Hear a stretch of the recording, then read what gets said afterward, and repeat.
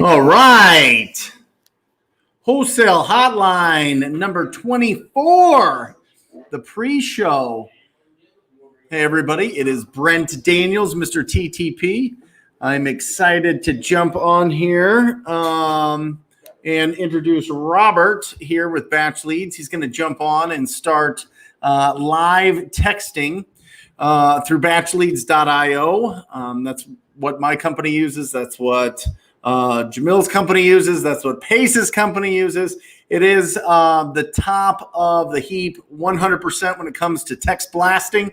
They've taken all the best parts of other services and put it together, made it super streamlined, super easy, super efficient. This isn't an ad, but it is something that I use, so I want to promote it. I don't promote anything, I will tell you, that I don't use in my wholesaling business. Yes, I do coach and have the best students around the country, but I have a $1 million wholesale business that we've been running for the last 4 years, over $1 million. And it all comes down to talking to people. Now, our primary form of communicating with people is to pick up the phone and call them and get them live. But remember, with that, we only get about a 10% contact rate. So we need to try to come in, the front door is closed, come in through the window. That's what text blasting allows us to do, is try to communicate with the other 90%. Because when you're skip tracing addresses, you want to take advantage of all the numbers that you get and see if you can have a conversation with a distressed property owner so that you can help communicate with them effectively, so that you can see if you can solve their problems, or, if you can refer them to somebody that's maybe a real estate agent, or maybe somebody that can help them refinance. You can certainly do that. But if they do want a cash offer, they do want to trade equity for speed and convenience, then you are the person that they should be dealing with. That's how we feel here in our city of Phoenix and the surrounding areas, some in northern Arizona that we do business in, a little bit of Florida that we do business in. But we're excited. This show is going to be action-packed. If you guys do not know who Lauren Hardy is, she is going to become one of your favorites on this show of all time. She'll be coming on here at 5 o'clock Pacific time, 8 o'clock. 8 o'clock? They're 3 hours ahead, I think. 8 o'clock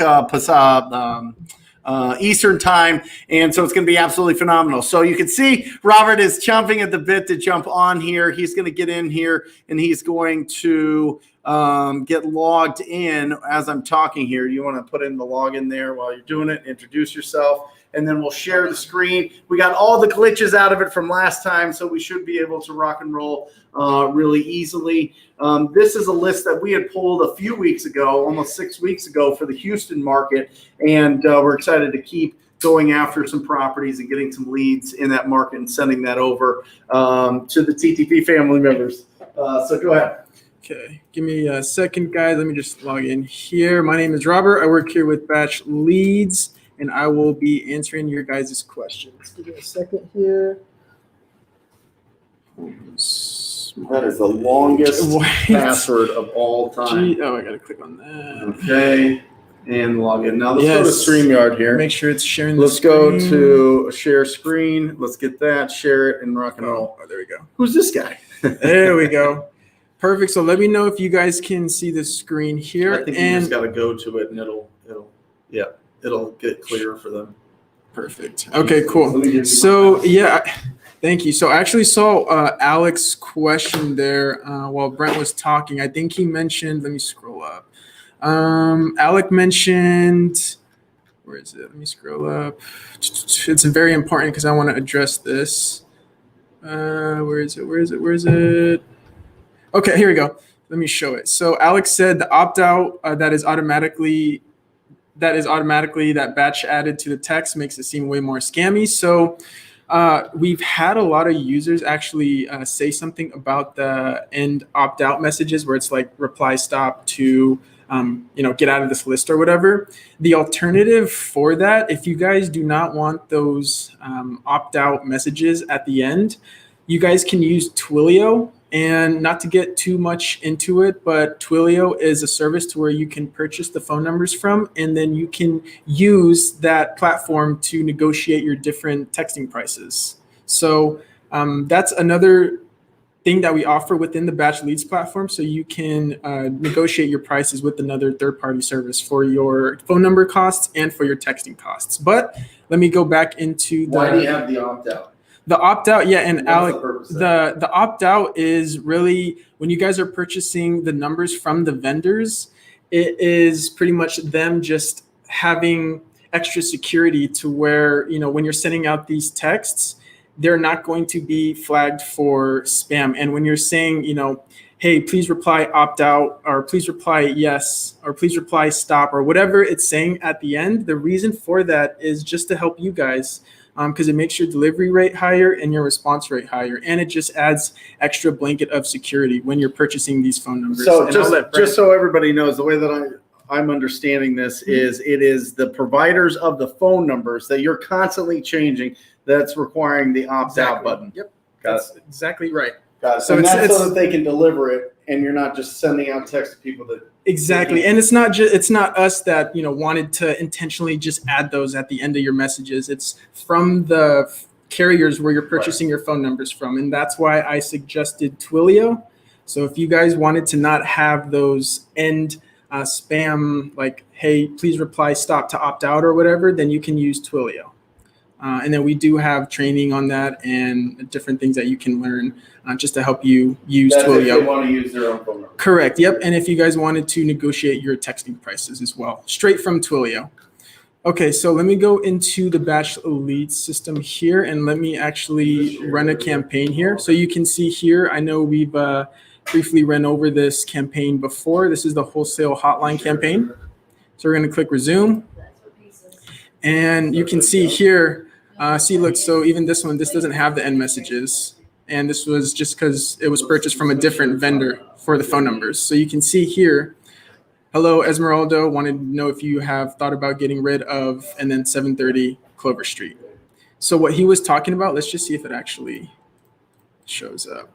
No, it's actually not showing up in this one. Okay, that's good. So anyways, you guys can see here, like literally all I need to do is start clicking send. And the messages are being sent. And you can see here your daily send limit is going down. Depending on what plan you have, you can send that many texts out per day, your current market. And then you can see here, my current text template right here is the wholesaling hotline. And then you can choose, different types of templates. And another cool thing about this system here is, and a lot of people don't know about this, is when you first import your list into this campaign section here, if you scroll down, it literally tells you how many of the numbers that you have imported into this campaign are mobiles, are landlines, are on the litigator list, and are on the do not contact list, or do not call list, which is marked by you. We don't have like an internal do not call list in the Batch Leads platform. It's mainly just the litigators. The do not call is based off of records that you mark as that. But it's just really cool because you can see, you literally just import your list and it automatically differentiates the mobiles, landlines, and litigators, which I know other platforms, you have to manually do that, like manually separate the landlines from the mobiles and, do all that, which you don't have to do that within this Batch Leads platform here. And then you can refresh your KPIs. And then you can see, your how many sends you have, how many total messages you've sent, how many of those total messages were delivered, and then how many of those messages that were delivered were responded to. So you guys can really get granular on, what you're looking to target and, what text messages are working more than the other, or, what's not working, or what can I fix to maybe increase my delivery rate or increase my response rate.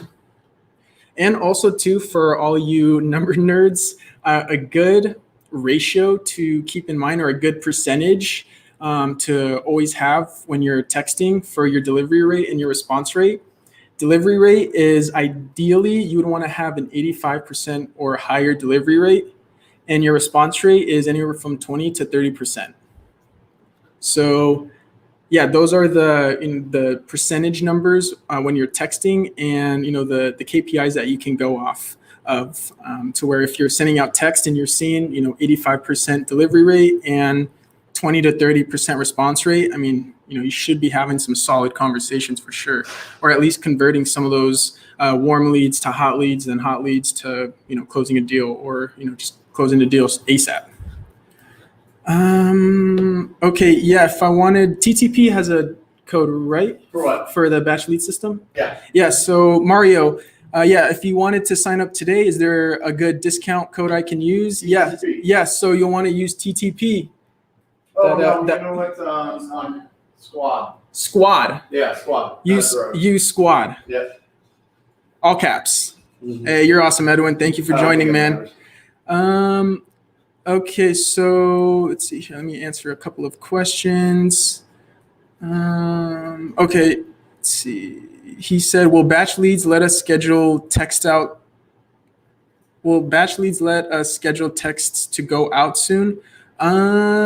No, that's really the beauty of our system, is you can't really just set up a time to where, hey, I want to set up a campaign at 4:00 and it sends out 50 messages. You have to individually click every message, and that's what makes it TCPA compliant. So long story short, when you're sending out your messages, you would not want to have it to where, you just set up a time and you just click a button and it sends out 100 texts. That's not TCPA compliant. Our system is where you click to send, and that's what makes it TCPA compliant. But I also think, real quick, yeah. I also think that an important part about that is you should be ready to respond when people are texting you back. All right. The speed to which you're responding is so critical that you don't want to just set it up and then all of a sudden you got a ton of text messages that you get back to when you want to. When you're sitting there and you're hitting it and it's sending out text after text, you're going to see the responses. You're going to be able to be in the game. You're going to be able to respond quickly, and that's what's going to get you the most success. If you just blast them out and forget about them, they're going to forget about you. You're not going to get those deals. Cool. Exactly. Yep. And always following up with those guys. I mean, if you're a homeowner, you want to sell your home. Wouldn't you want to sell your home to someone who's texting you back fast, who's always having consistent communication with you? Yeah. So actually, Mesa home buyers. Hey guys, we're seeing nasty responses. Are you going direct to see if they're interested in selling within the text message? Yeah, so that's what the text messaging marketing is. And I'll actually show you a quick template that they have set up that you guys can see. Let me scroll down here. So look, these are all the templates that were set up for the wholesaling hotline. So like, hey, I was reaching out to see if you have thought about getting rid of your home at, address. And this is automatically filling in their address, which is nice because it makes the text a little bit more customized. This one, address, I wanted to know if you have thought about unloading the home in the near future. So, we have all these different templates, that not necessarily that are provided to you, but you can create a whole bunch of different templates, messages, and that allows you to keep your delivery rate high and your response rate high. So when you're sending out, texts like, hey, I want to invest in real estate in the neighborhood and was checking if you considered unloading address. That's going direct to seller because you're pretty much asking, hey, I'm in the neighborhood. Have you given any thoughts of selling? Pretty much.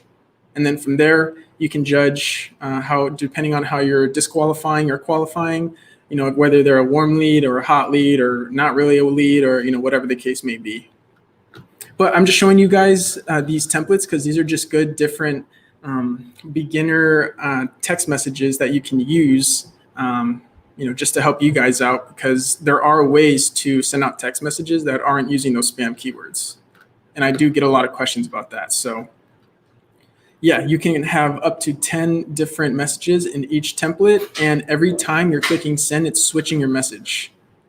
So guys, just keep in mind that we are doing a lot of stuff to really help you keep your delivery rate high and your response rate high. And if you notice, I keep saying those two words because that's really what matters. I mean, if you're paying for a system that's not delivering your messages and, if it's not delivering your messages, how are people going to respond?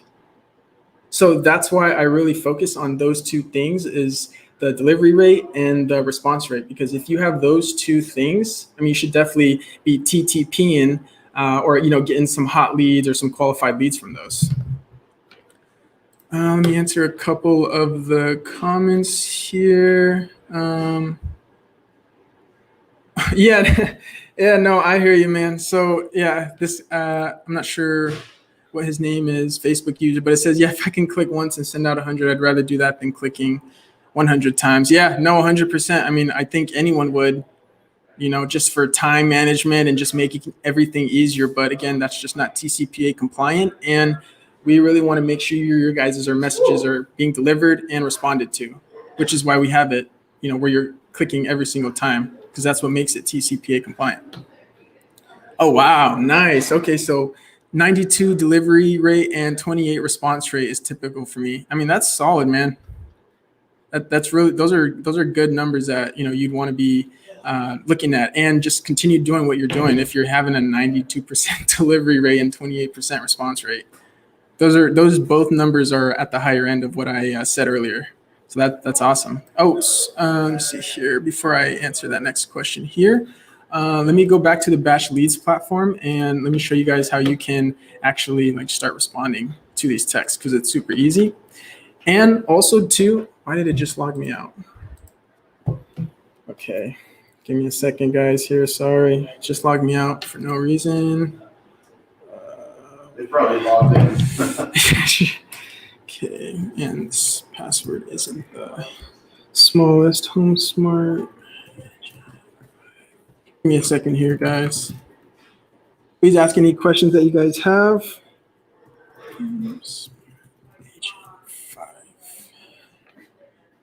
There we go. Oh my gosh.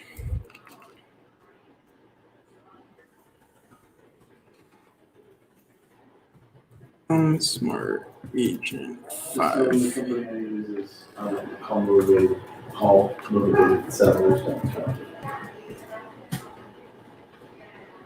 What is? Oh, there we go. Is the company I use. They're the best. 5. What You is? log out? They might have been logged in. Well, now I can't even log in for some reason. Okay, let's just skip it.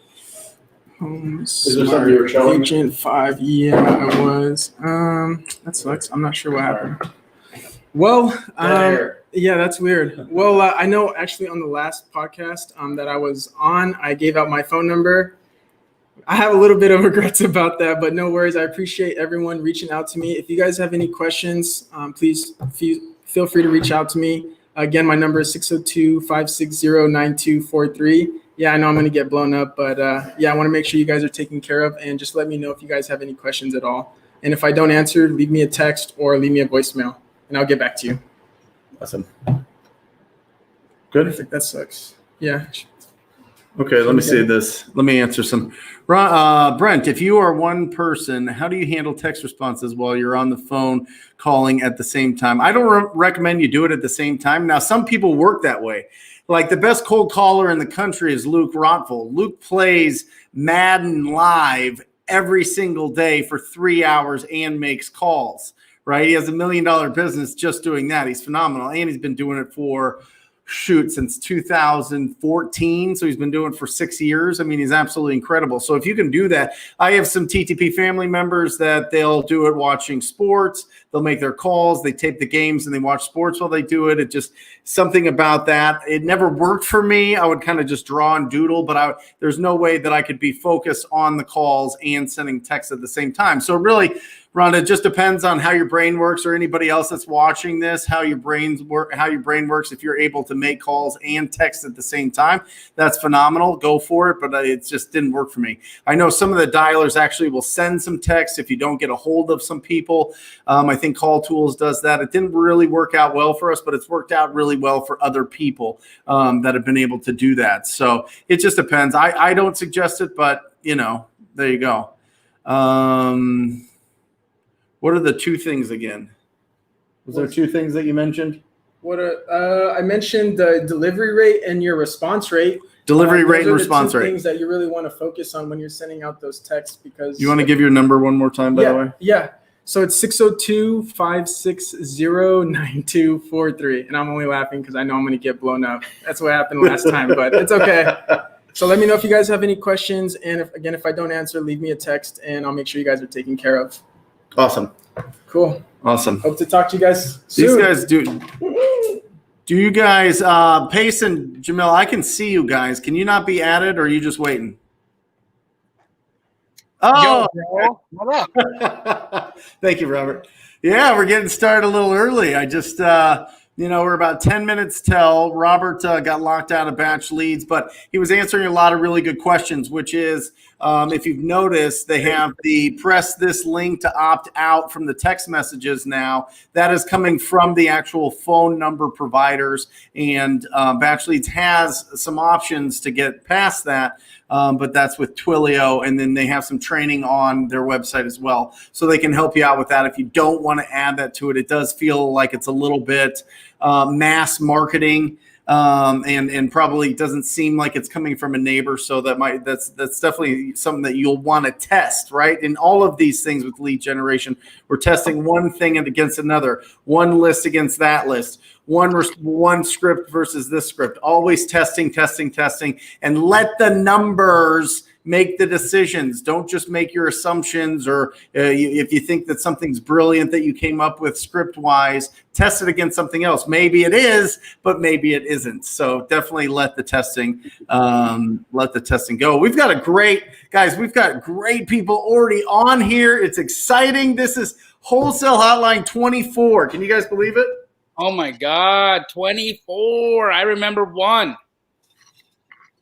I know. It's absolutely incredible. And I don't know where Pace is. Where are you at? Oregon? Washington? I'm in Bend, Oregon right now. Awesome. Unbelievable. I don't know why everybody doesn't live here.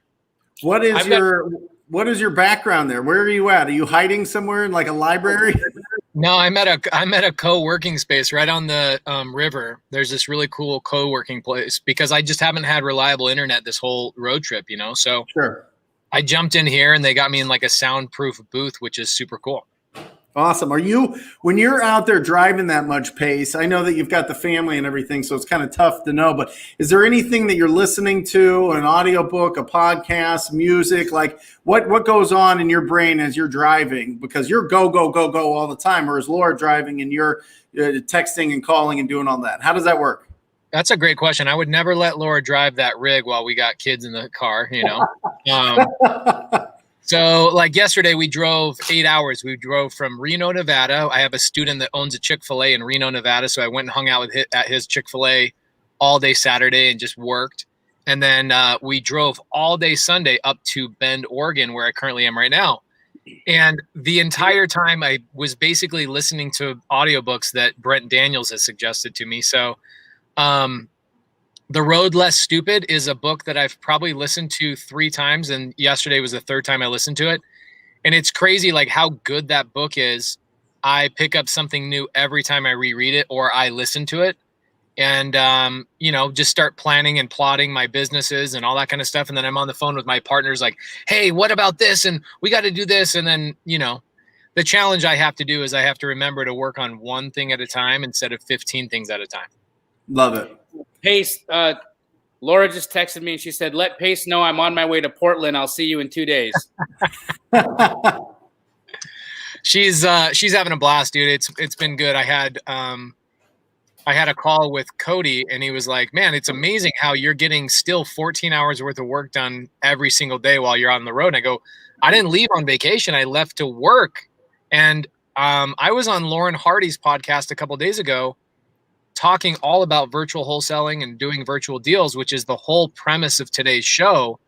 Is Lauren Hardy's specialty is doing everything virtually. And I don't think it comes at a better time. I listened to Jerry Norton, who also was another guest of the show a couple months ago.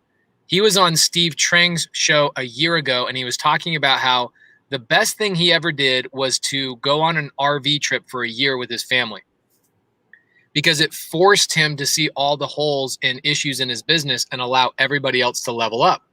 So that has been a big benefit for me. And I wish I could go back to myself the day that I met Jamil, 4 or 5 years ago, and I said, hey man, I'm just starting my journey in wholesale. I own a HomeVestor franchise, and Jamil's like, good for you, but that's a kind of a dying model. Virtual wholesaling is really where it's at. You don't have to go belly to belly to sellers. And I said, well, I'm going to go crush this for a couple of years, which we did well. And but now I look back and I go, man, I should have gone virtual 2 years earlier. There's so many deals. You can work any market. You can work in your underwear. You can work on the beach. You can do anything, anywhere in this business. It is so unbelievably cool. Awesome. I'm excited. I'm excited to have Lauren on. I think she's going to blow people's minds. Let me ring this bell real quick. I don't know who the Facebook user is because of whatever reason, but we're starting the bell out 5 minutes before the show even starts. Come on. I got a great question here, though, real quick, just to. Hi, Katie. My team just closed or locked up a deal in Apache Junction. I just got the email 2 minutes ago. Yep. I almost want to see what Jamil thinks of this address. Nice. Send it to him. I think we sent one to you either Friday or Monday or today. Big Scottsdale one. Looks like a Jamil, good one. You want to comp an address for me real quick? Yeah, send it over. We already locked it up, so I imagine your team's already looked at this. So let's just see while we're on here. And I've already got the contract, so I really don't care what happens here. 685 West Canyon Street in Apache Junction. 685 West Canyon Street in Apache Junction. There she is. Hey! Lauren, Jamil is comping a property for me. I've already locked up the contract, but I just want to verify it's a good deal. Nice. Is it a vacant piece of land? No, it's a house. 685 West Canyon. Let's pull it up again. Hold on. So, Lauren Hardy on the wholesale hotline number 24. Maybe you can answer this question. I think it's a really great question. I think it's one that pops up time and time again. Katie King says, hey guys, just wondering how often you pull the same lists. I guess it depends on the list, but can you shed some light on that? Yeah. So we're gonna start you right off with a question. Let's get right into it. I like it.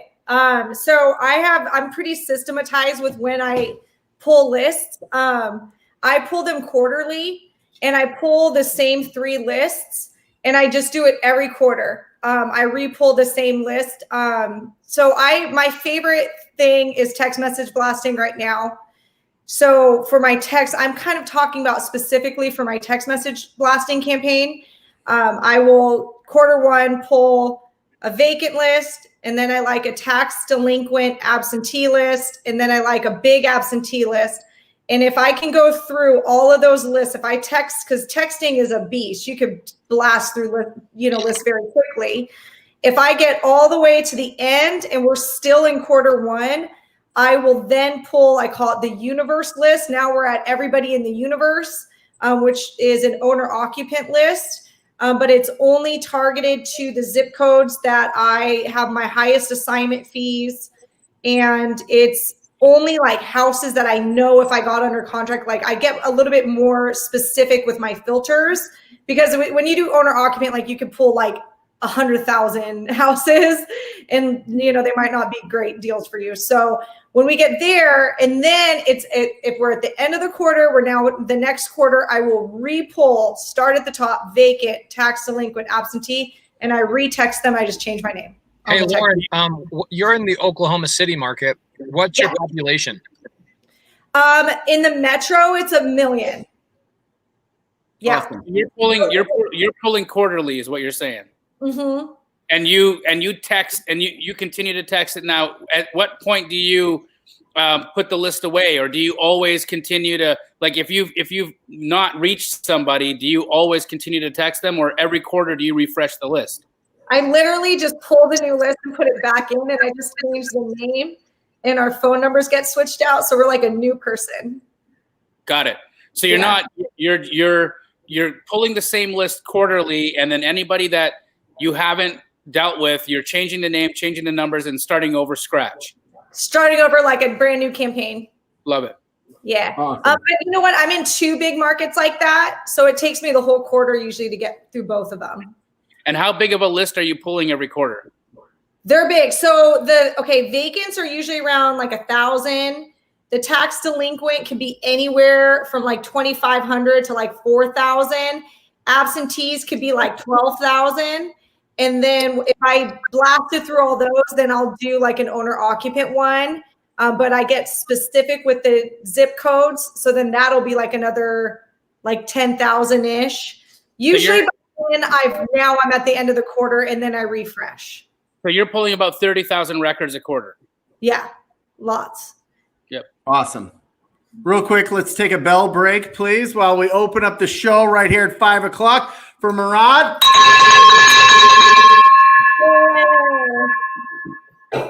$8,000 from a cold call. Come on. Let's go. Let's open up show 24 with a bang. Thank you, Murad. That is so excellent. And we are here with the one and only Lauren Hardy. Very excited. Do you mind, Lauren, for the people that may not know you, tell them how many markets you're in, how long you've been wholesaling, the whole deal, and then we'll get fired up. Does that sound good, guys? You guys good? Yes. All right. Sounds good. So my name is Lauren Hardy. I live in Orange County, California. It's a very high-priced market. So I wholesale virtually in 2 Midwest markets currently. And let's see, what did you ask me? What else? What else was I supposed to say? Just markets, how long you've been doing it, why virtual, that whole thing. Okay, so why virtual? So I live in Southern California, Orange County specifically. The average house price is $750,000. It is very difficult to convince a seller to take a discount on their home here because they are basically sitting on gold.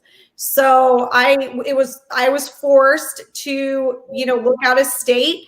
My first out of state market was Nashville, Tennessee. I started in ground up construction in Nashville, and then I was flipping houses in Nashville, and then I started wholesaling homes and lots in Nashville. So that was like my first virtual thing.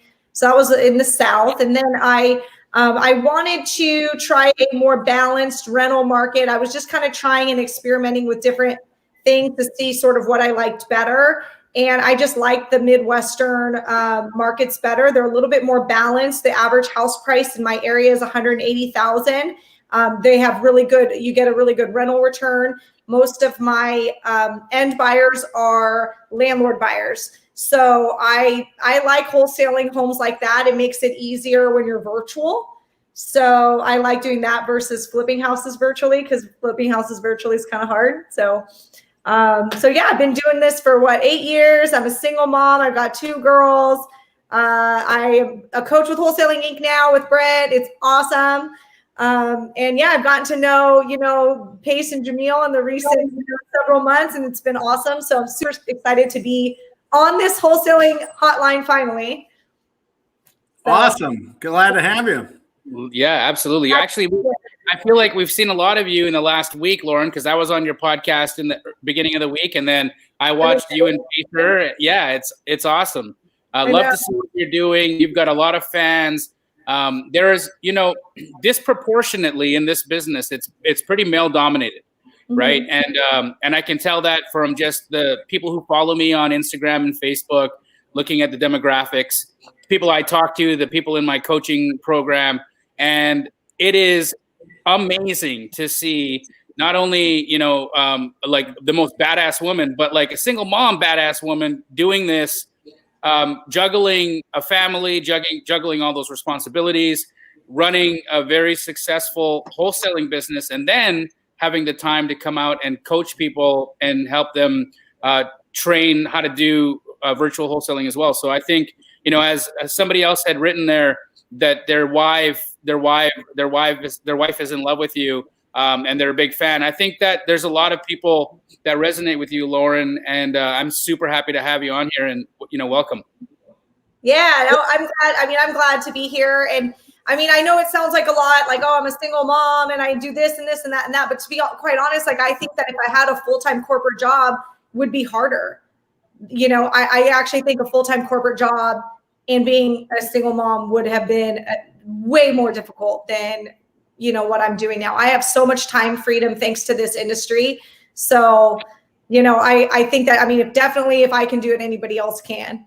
Would you talk about that real quick? Can you get into like what your time block day looks like for people that are having corporate jobs and whatnot, or what does it look like for Lauren Hardy from how many hours a day are you doing this? Yeah. So, I mean, I started with a corporate job. So I started this business on the side of a corporate job. So it evolved to so many, over the 8 years, it was like it evolved to different things. So I know what it's like to have a full-time job and go, okay, I need to carve out, a few hours to make offers to sellers and qualify sellers on the phone. Because I did that until I had enough money in my savings account and I replaced my salary. And then I was willing to quit my full-time corporate job. So that's what I did. It took me a year to get there. But now, so I went from working crazy, right? Like all nonstop. It was a really tough year I had to put in. But then after that, it's been amazing. I mean, honestly, like I went for time freedom first. Time freedom was number one for me. It wasn't financial freedom. It was time freedom. Yeah. So for me, I thought about scaling. That was at the forefront of my goals, was I'm going to scale this so I could take my kids to the park and pick them up from school and not have my foot, like if, not have to answer to anybody. Like I don't want to deal with seller calls coming in and me have to pick them up when my kids are throwing a tantrum. Like I didn't want that life. So at most, I mean, this sounds pretty bad, but I feel like once I got it scaled and figured out last like 4 or 5 years, I would say I maybe worked 15 hours a week, like on the wholesale company at most. I spent most of the time at home with my kids. I am lucky that I had some good team. I hired a good team and they were handling everything and they really just came to me with problems. I always handled all the marketing though. I'm still on top of that. And the marketing is still my baby. I don't think I'll ever hire that out or trust anyone. I don't know. I don't know if I'll ever trust anyone with that. That's like the one thing I'm like, I don't know about my marketing list. Like I still want to like touch that. But now since I started coaching, I mean, I had to take it the next level, when Brett and me started talking about me becoming a coach. And he told me like, okay, so now you've scaled quite a bit, but you really need to get stuff like scaled because you need to dedicate time to your students. So I have completely, given all my responsibility away, minus the marketing list. The marketing list I'm holding on to. But again, that's why I do them quarterly. So that quarterly schedule, I have it organized on Trello. Like my lists, I do them once a quarter. It takes me like one solid day of extreme focus. And I put them on Trello and my VA handles everything from there. When it's on the Trello board, she knows which one to do next, where to go, and she marks it done and, whatever. We have labels and categories. I set all that up before coaching. Honestly, I feel like on my wholesale company, this is disgusting. I maybe 1 hour a week, like now. Like, yeah, like maybe 1 hour. So, and how many deals are you doing? Yeah. We are doing, like, I think this month we're probably closing about 8. Last year we did the 55. I think this year we'll probably do at least 65. And what do you average on a deal out there in the Midwest? Okay, so out there in the Midwest, I can't speak for the whole Midwest, but I can speak for my territory. Anywhere from 8,500 to 10,000. Lately, our fees have gotten better.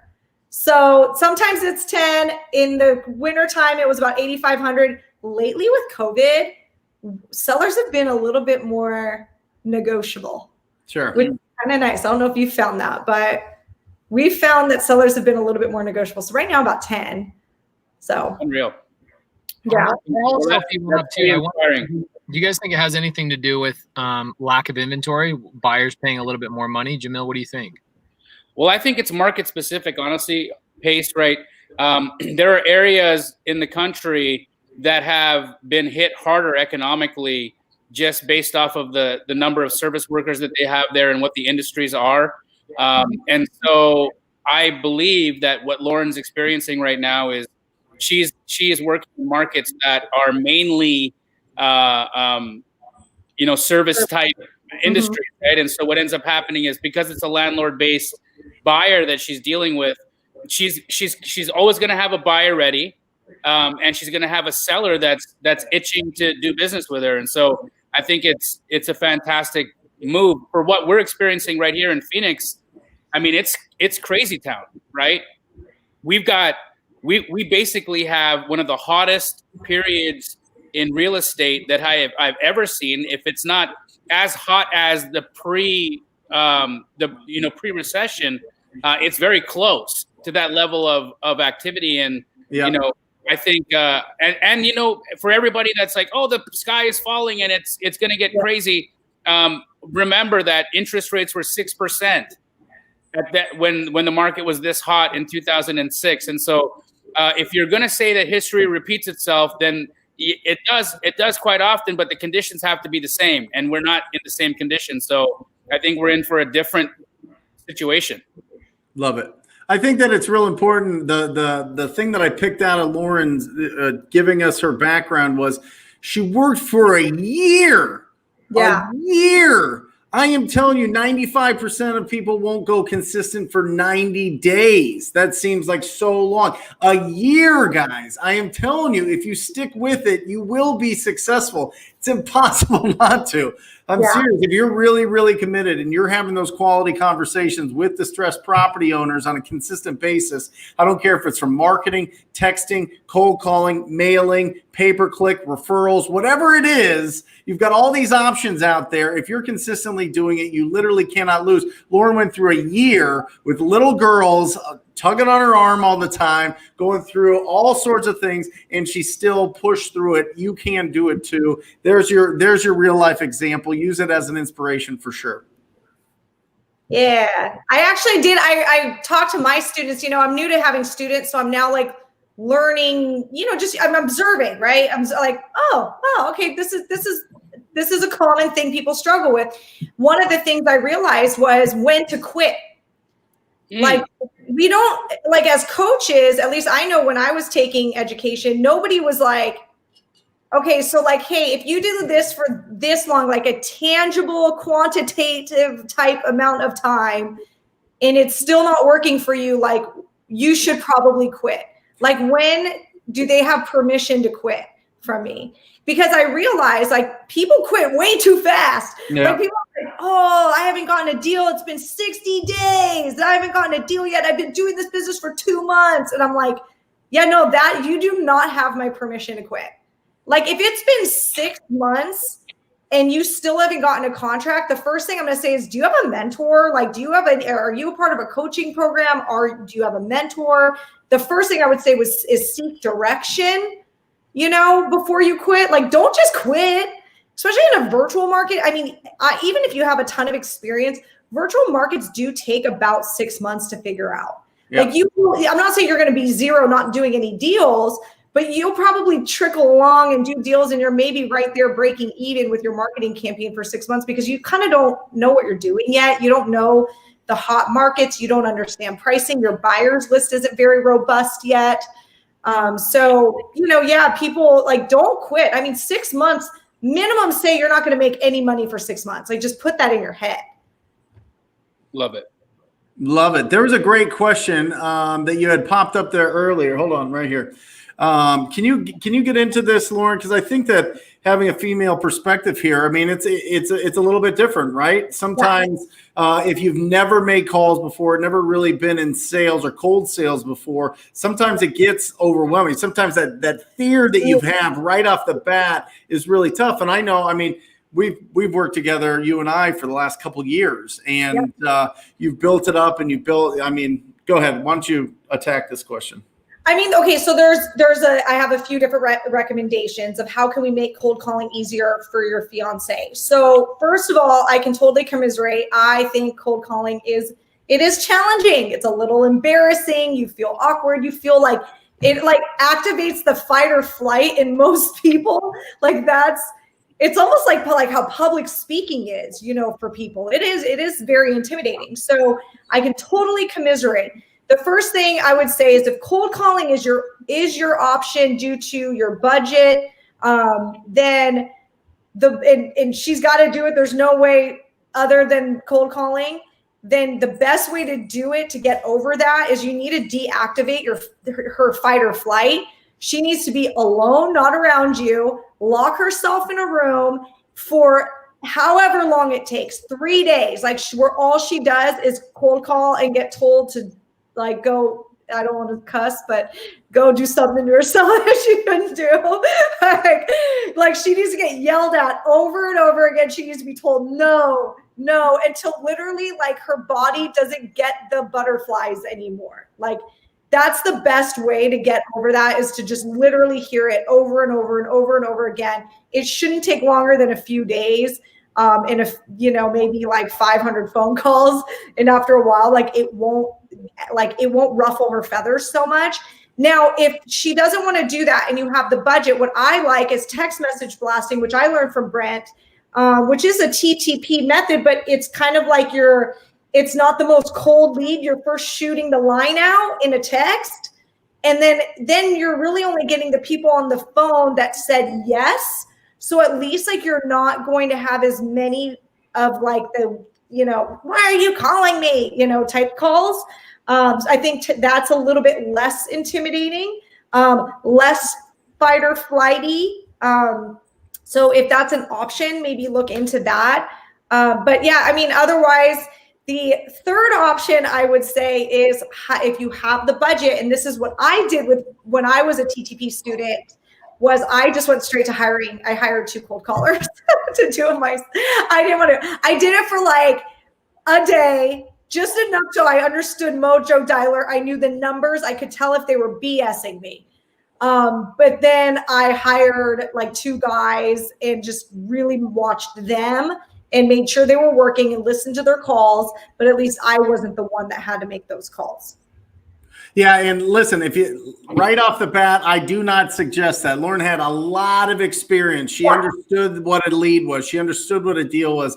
I don't suggest, if you're brand new, haven't done more than 20 deals, you need to talk to 1,000 strangers yourself. 1,000. Talk to, not call, not dial, have conversations with. I'm telling you, after you talk to 1,000 people, you will not have a problem communicating. You will not have a problem speaking with people about real estate or pretty much anything else in your life. If you've always been shelled up and kind of nervous and what people would label you as an introvert, talk to 1,000 people, ask them if they would consider an offer on their property. I promise you, your life will change. Your life will change forever. It bleeds into every aspect of your life. And what I will say is, if you are calling because you're looking to get a juicy deal, it's going to be a tougher road for you. If you're calling because you're looking for somebody that has a serious problem with their property or with their life or whatever else, you're going to do a lot better, because all that rejection, which men are way more used to than women. Okay, we get rejected all the time. My wife rejects me all the time on an hourly basis even. But I mean, it just, you get past that. You don't look at it as rejection. You look at it as sifting through opportunities to see who you can help out there in the community, and you just switch it in your head, and you'll it's not as bad as you think. Yeah. My first advice, number one, I mean, I kind of go back to that. If you have no experience, I didn't know their experience level, but number one is good. You just need to deactivate the fight or flight. Okay. Just look at it objectively, this is just her body gets nervous and anxious, and you need to deactivate her fight or flight response. Incredible. That's so good. So good. Lauren, Incredible. there was a question that they had asked when you were texting. What are some of your opening lines like? What are you doing to break the ice when you're sending an SMS to get to talk to a seller? Well, I personally am not, but Jem in the Philippines, I have a virtual assistant who does it for me. So do you let your VA decide what those opening? Oh yeah, she does all the training on Batch. If Batch has an update, she's watching the videos and keeping herself, she's keeping herself up to date with all the changes, with the words you're not supposed to use anymore or whatever. But yeah, so she's anything from just, hi, seller name. I'm looking to purchase a property, near you. I mean, she has 10 different ways she says it. Just 10 different ways of saying I'm looking to purchase a property near you, and put the address so it sounds personal, put their name so it sounds personal. There are some words you're not supposed to use anymore. So we found different ways, spelling the word wrong or putting an underscore after the word, or she's got all these tricks.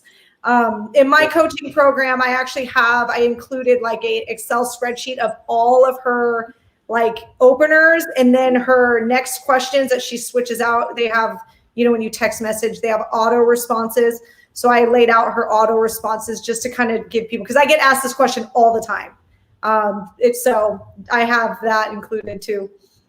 I like this question because picking a market is a topic that I get asked about a lot in the coaching program that I run. And it's interesting that Lauren has decided to do virtual wholesaling in a market that's got just 1 million people.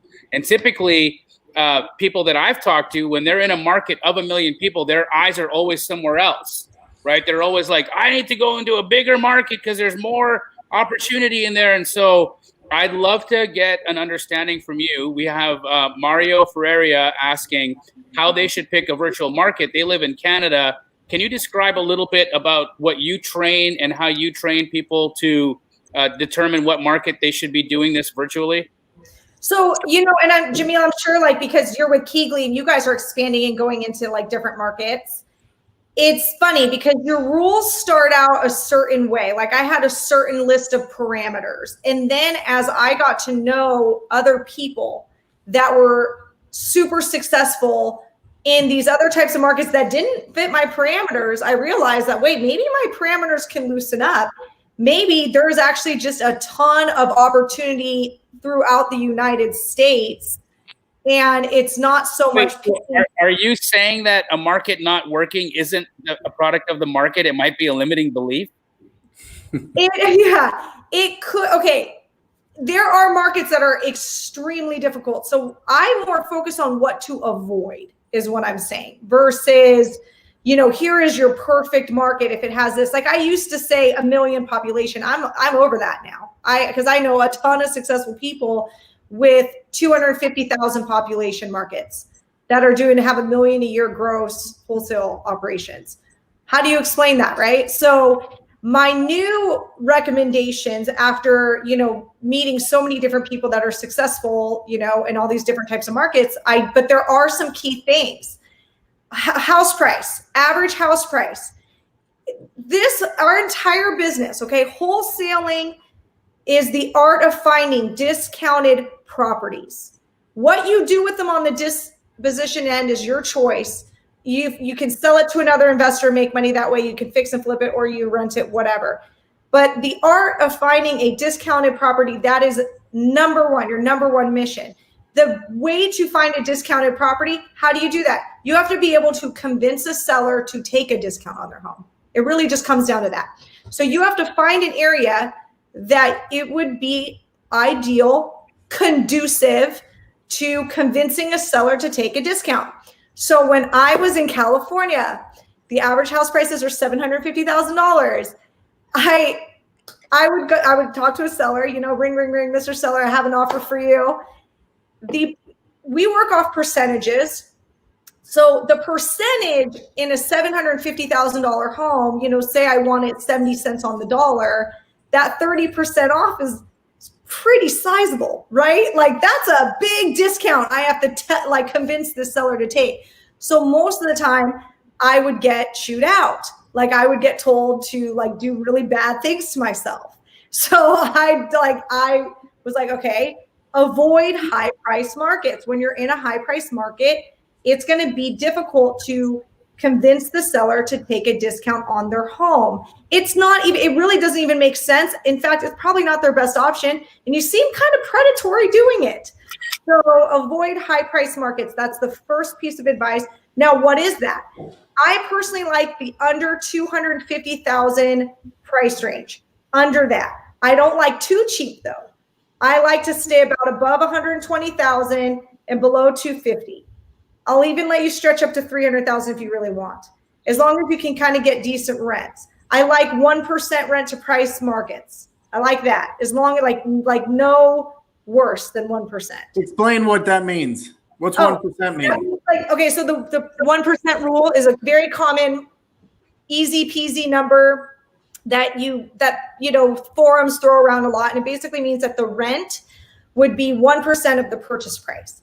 So if the purchase price of a home in that area happens to be 120,000 on average in this zip code, that the same home should rent theoretically for $1,200. Got it.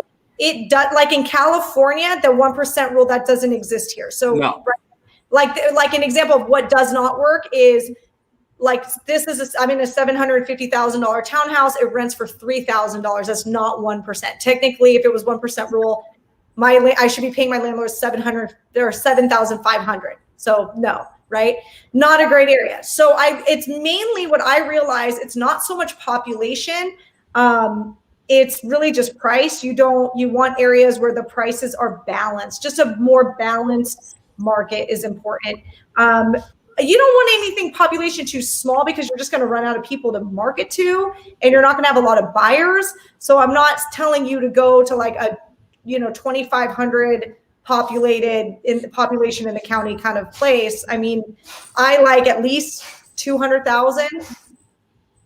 But so yeah, that's my recommendation. Hey, can I answer this question right here? AJ buys houses real quick, and then see what you guys' thoughts are.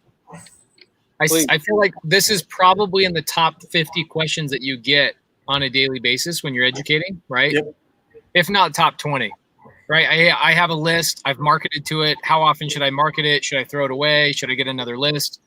The answer is, in my world, this morning, Cody and I were on the phone talking about this magic 13,000 person list in Mesa, Arizona. It's the area that the reason we like it, the reason we call it magic is because it's just the area we like. It's not like the list is secret or anything like that. It's just manufactured homes in East Valley, Arizona. That's it. That's the whole list. 13,000 homes. We have used the same list in and out every single month, mixing in with other stuff. And we get deals out of it all the time. Then I get students that are like, hey, I need a little bit of help. I don't know what list to call on. I go, here's my 13,000 person list. Call on the list. And the student's like, isn't this your list? I go, guys, wholesaling comes down to two things. Essentially, once you've got the work ethic going, it's consistency and timing. So the seller on that list, the 5,000 person list, might not be ready today, but in 2 days, they might be ready. You got to stay consistent. You can't just market one time or 30 days and give up. We get deals out of the same list over and over and over. In fact, when I was on the phone with Cody this morning, I go, hey, do we need to re-skip trace this? And he goes, no, we're just going to keep running that 13,000 person list for probably another year. And we run it every single month. Mm-hmm. And we get deals out of it every single month. So AJ buys houses. I would suggest that when you have high equity absentee and you didn't get any deals, you just need to keep following up and you need to continually market. That's it. How many leads did he get? I mean, how often do you text somebody and all of a sudden you lock it up the same day? Never. Oh my, never. I did a study on this. My average contract, it takes from contact to deal closing 97 days. Mine's 92. 92? Yeah, see, it's so funny. I love comparing those numbers. Yeah. They're the same. 97. Like, yeah, that person did not say yes in the first call, Love it. Yeah, keep bringing in there. Go ahead. Well, just the fact that Lauren had just earlier described changing the name and changing the phone numbers.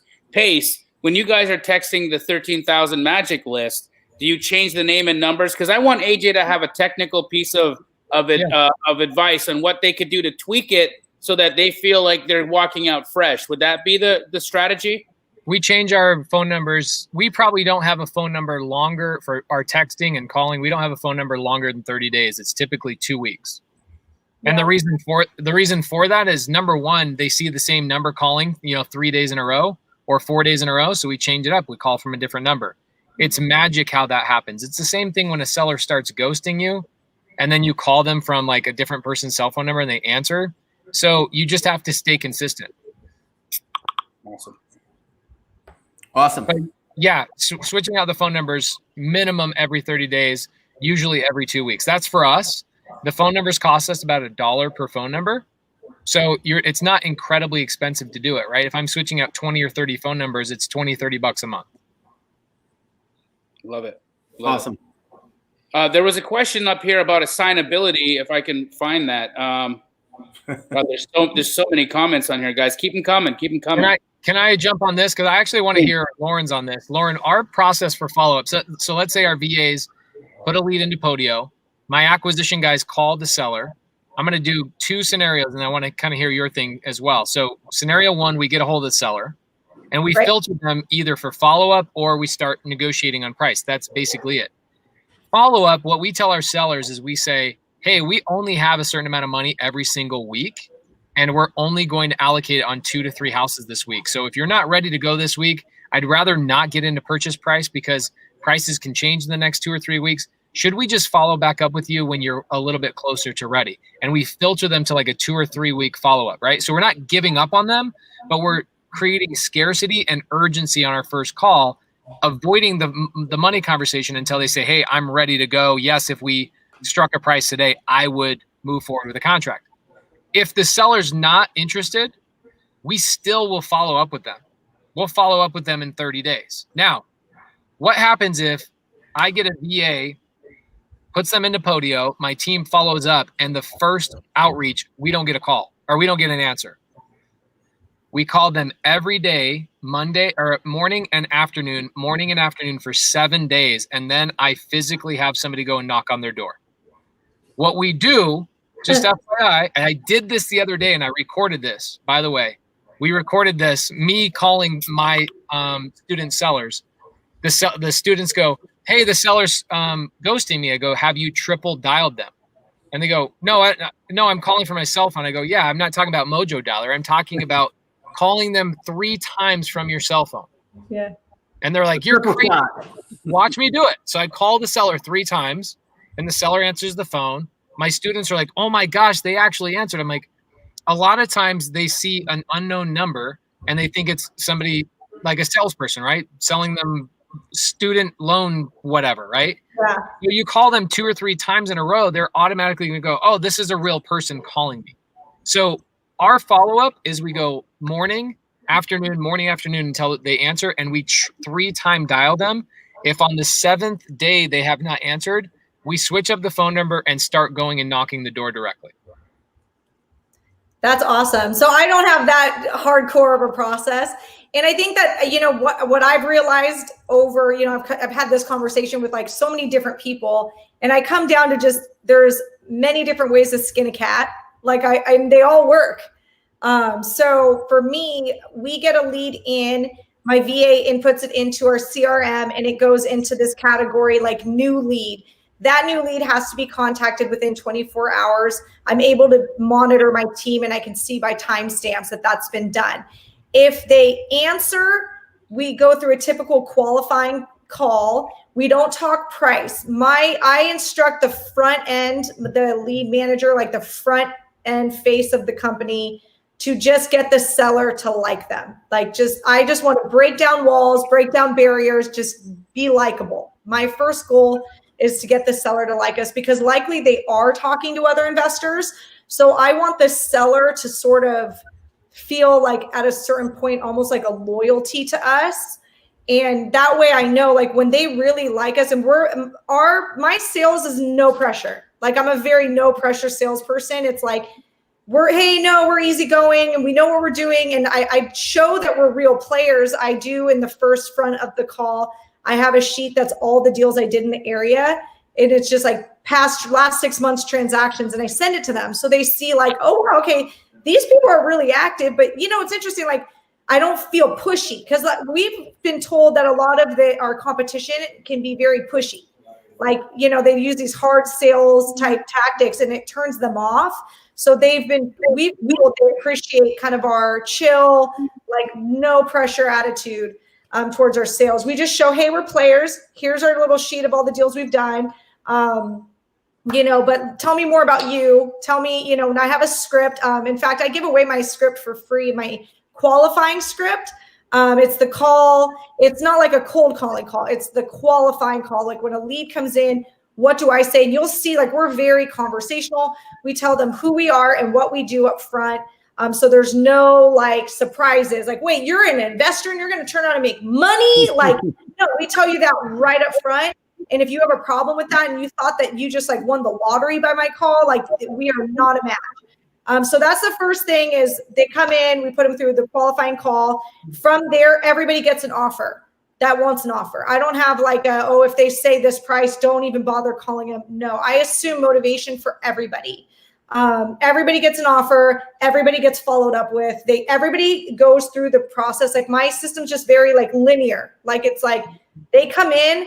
If they're willing to talk to us and they do the qualifying call with us, then next is they get offer pricing. So the first from there, well, wait, now say they didn't answer, we just call them every day. We put them in a called left message bucket, call them every day until like about 2 weeks.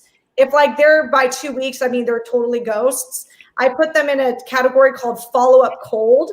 So I have another bucket called follow-up cold. It's anybody that's ever expressed interest in selling a home or selling their home, but it either didn't make it because they ghosted us or a price, like they just wanted way too high of a price. They were tire kickers, whatever. They go in that bucket. I'll get to how I follow up with them at the end. So we go into then like the acquisitions call is I start with price range. We don't even hammer them on, like we don't give one price. I say houses in your neighborhood sell between X and Y, and I see if they're in range. If How they're big is that range, Lauren? What's that? What are you giving them? It depends on the price. It depends on the price, but basically the idea of that range is it's the lowest comps we can find in the area and your maximum allowable offer. So it could be 15,000, 20,000. Essentially, the idea is if you can get them to agree to anything in that range, I tell my acquisition manager to lock it up. Yeah. Because it could be a deal. So I have to be able to have comps to justify the range. Yep. So if the seller says, no, that range is ridiculous, well, then we go into supporting the narrative. I call it supporting the narrative. So let me support my narrative of this range. Mr. Seller, did you see that house on Main Street? And I try to get like at least 3 comps that they can show like, hey, we're not being jerks. Don't shoot the messenger. But these other sellers sold to investors for this price. And we just want to make sure we're competitive with other investors because, you might be talking to other investors and we just want to be competitive. And so I'm giving, I'm just letting you know, these are kind of what the prices are. Are we on the same page here? Would you be willing to are you in here? Would you sell between this range? As soon as they say yes, we hang up, we let them simmer. We say, I'm going to talk to my partner. Can I call you in 10 minutes? I need to get you an exact price. And we hang up, we do a little dance, pace back and forth, do whatever you want, and then call them back and then pick a number. And so the picking number usually is on the lower end of the range. It kind of depends on where the comps are. It's how confident you feel. It's a mix of what the seller told you of their seller expectations of what you need to be, try to meet in the middle there. But try to get it obviously as low as possible. And then from there, they negotiate back and forth. As soon as we get something locked up, we say, okay, I want to get you on the inspection schedule. I can get you in probably in the next couple of days. So I'm going to send you a DocuSign. Let's lock this up right now so I can get you on the schedule and let's get this thing going as quick as possible. And most of the time they need a minute to like look at the DocuSign, sign the contract. I don't want them to sign immediately. Honestly, the people that do that, those are usually the people that'll read it. They'll back out because they didn't read what they signed. They were, they did it impulsively. They were mad about something and they didn't really mean to do it. I want them to take great tip. That is a great tip. Think about it. Read over your contract. Make sure that there's nothing because those are the ones that are litigious. Those are the ones that cause you problems. You want them to sit on it, like read it over, ask any questions they have. Eventually, they sign it. Since I'm virtual, if they don't have a computer, we'll send a runner down there and have them sign the contract with the runner. The runner will take it back and scan it. So that's like that's my whole acquisition from A to Z. Now the follow-up cold is fun. So I love this bucket. This is my secret list that nobody knows about. It's the follow-up cold bucket. Anybody that's ever said they would sell their home. This is a running list I've had for 8 years. 8 years of people that at one point said, yeah, I'd sell my house. We mass follow up. So we'll either do like a mass cold call, like a cold call round of them, or a text message blast with them, or hit them with direct mail. And I do it quarterly. So just in a different way, like quarterly to just see, and I swear every time we do it, it's good for a few deals. That's really smart. Yeah. I like that. I like that a lot. I've been doing this for a while. I So just Lauren- I just texted my partner. I said, hey, make sure you watch what Lauren Hardy just said. We need to implement it. Oh, cool. I said something smart. You're doing virtual, and so since you're dealing with so many people in different markets, I get this question a lot about assignability and whether or not you have to disclose it on the contract. And so Facebook user says, if I have a contract from a seller's lawyer and it does not have an assignment clause in it, but it doesn't say that I can't assign it, can I still assign it? Because every contract is inherently assignable as long as it doesn't say you cannot. Or would you just go ahead and ask the lawyer to if they can just straight up assign it? What would be the best way to handle this? So I have an answer for this, but what do you think, Lauren? I am first going to give you a legal disclaimer that I am not an attorney and I do not give legal advice.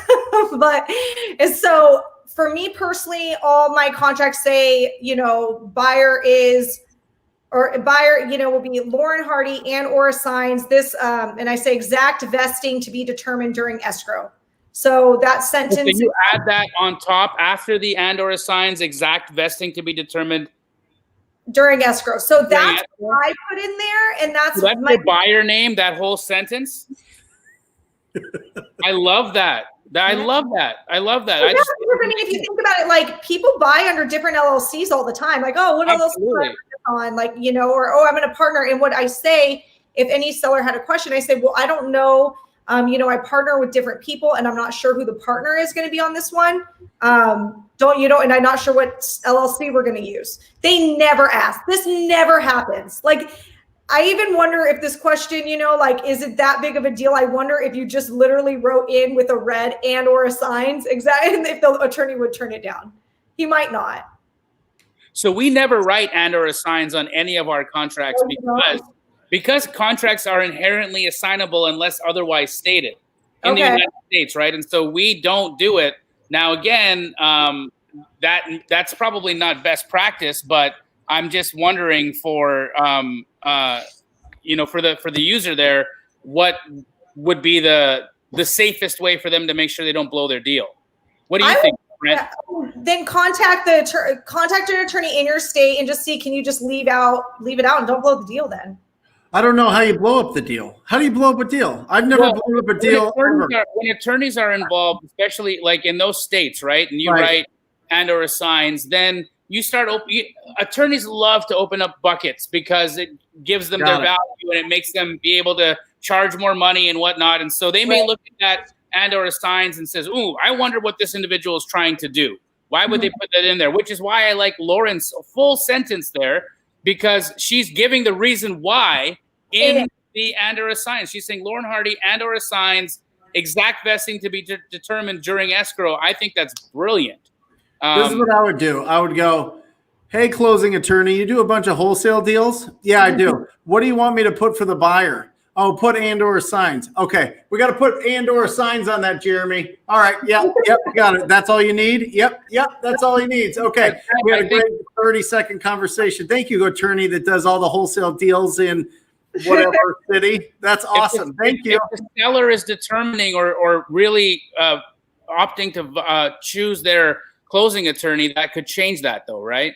Then that but I wouldn't assign it with a closing attorney or title company that was unfamiliar to the transaction. I would simply do a double close, or I would convince them to use the title company that we wanted to. Now, some people don't, but in those situations, every single time I'm going to close on that deal.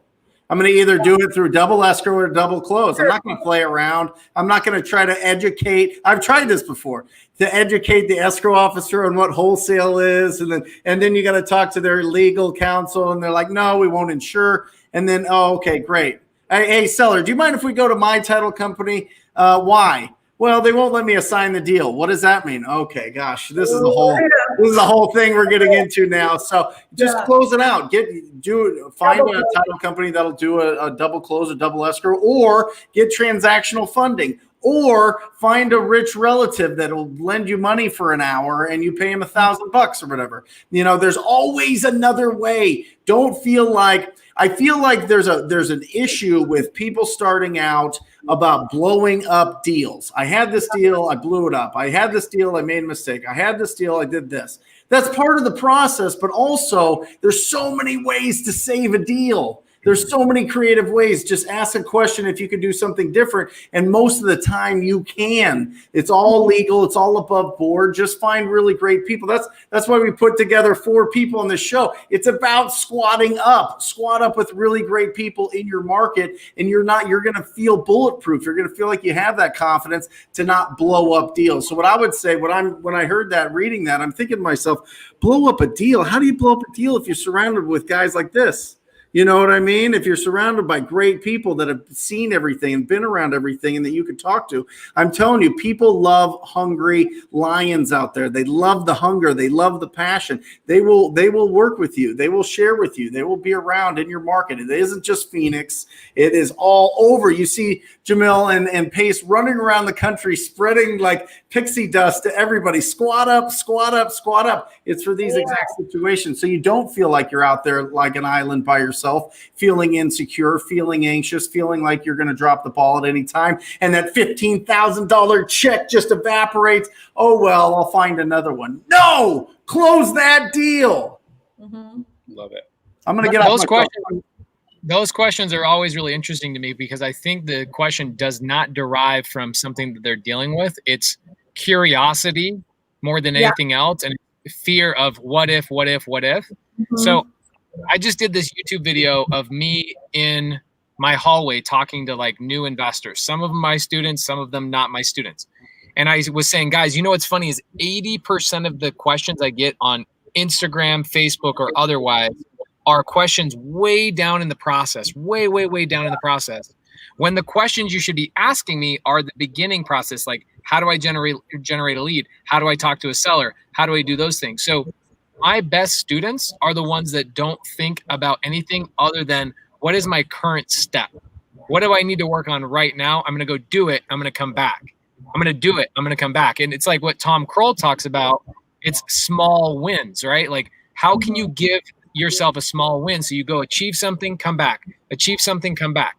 But what happens is the mindset really gets screwed up when you start thinking about every possible weird thing that out of, I don't know how many transactions have happened between the 4 of us. Jamil boosts that number way up. But let's say it's 10,000 houses that have been done between all 4 of us, maybe more because of Jamil, maybe a lot more because of Jamil.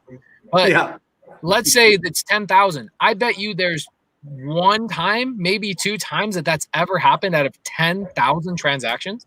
Yeah. I would simply say, here's the answer to your question.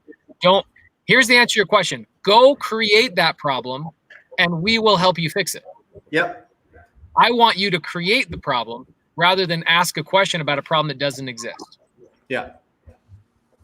And ultimately, Pace, what you're saying is be present, right? Focus on the thing that's in your hand right now. Do the thing that's in your hand, because time traveling doesn't serve us anything. Doesn't do anything good for us, right? When you make up a fake scenario, when you make up a what if, that's time traveling, right? A what if is a time travel in a dimension, on a tangent that does not exist. Yeah. Right. Yeah. When you think about hard conversations to have, like, you know, sometimes in any business, when you're in leadership, you have to have hard conversations. And a lot of times the way that you decide in your mind prior to having that conversation and what gives you the anxiety before you have to do it is it's all made up. It's all made up in here. And you decide, oh, they're going to do this. They're going to hit me. They're going to, do this. They're going to cry. They're going to run away. It's, all of these things happen. And then you actually have the conversation and it ends up going in a completely different direction than you had originally imagined it going. Yeah. Because you are not Marty McFly and you cannot travel in time. Right. And so I love that Pace. That answer was brilliant, because being present into what your situation is right now. And for Steve Lee, that's what I think the answer to your question is. You've been doing this for years, struggling to find deals. Fear and doubt are creeping in. Well, sir, you are time traveling. You're going back in the past because you're worried, because you've been doing it for so long and nothing's worked. So you're living in that past. And now you're worrying about fear and doubt, which is again, a manifestation of the future. You need to stay present in your current situation and just focus on the task at hand, get the win and move on, or get the no and move on, whatever that looks like.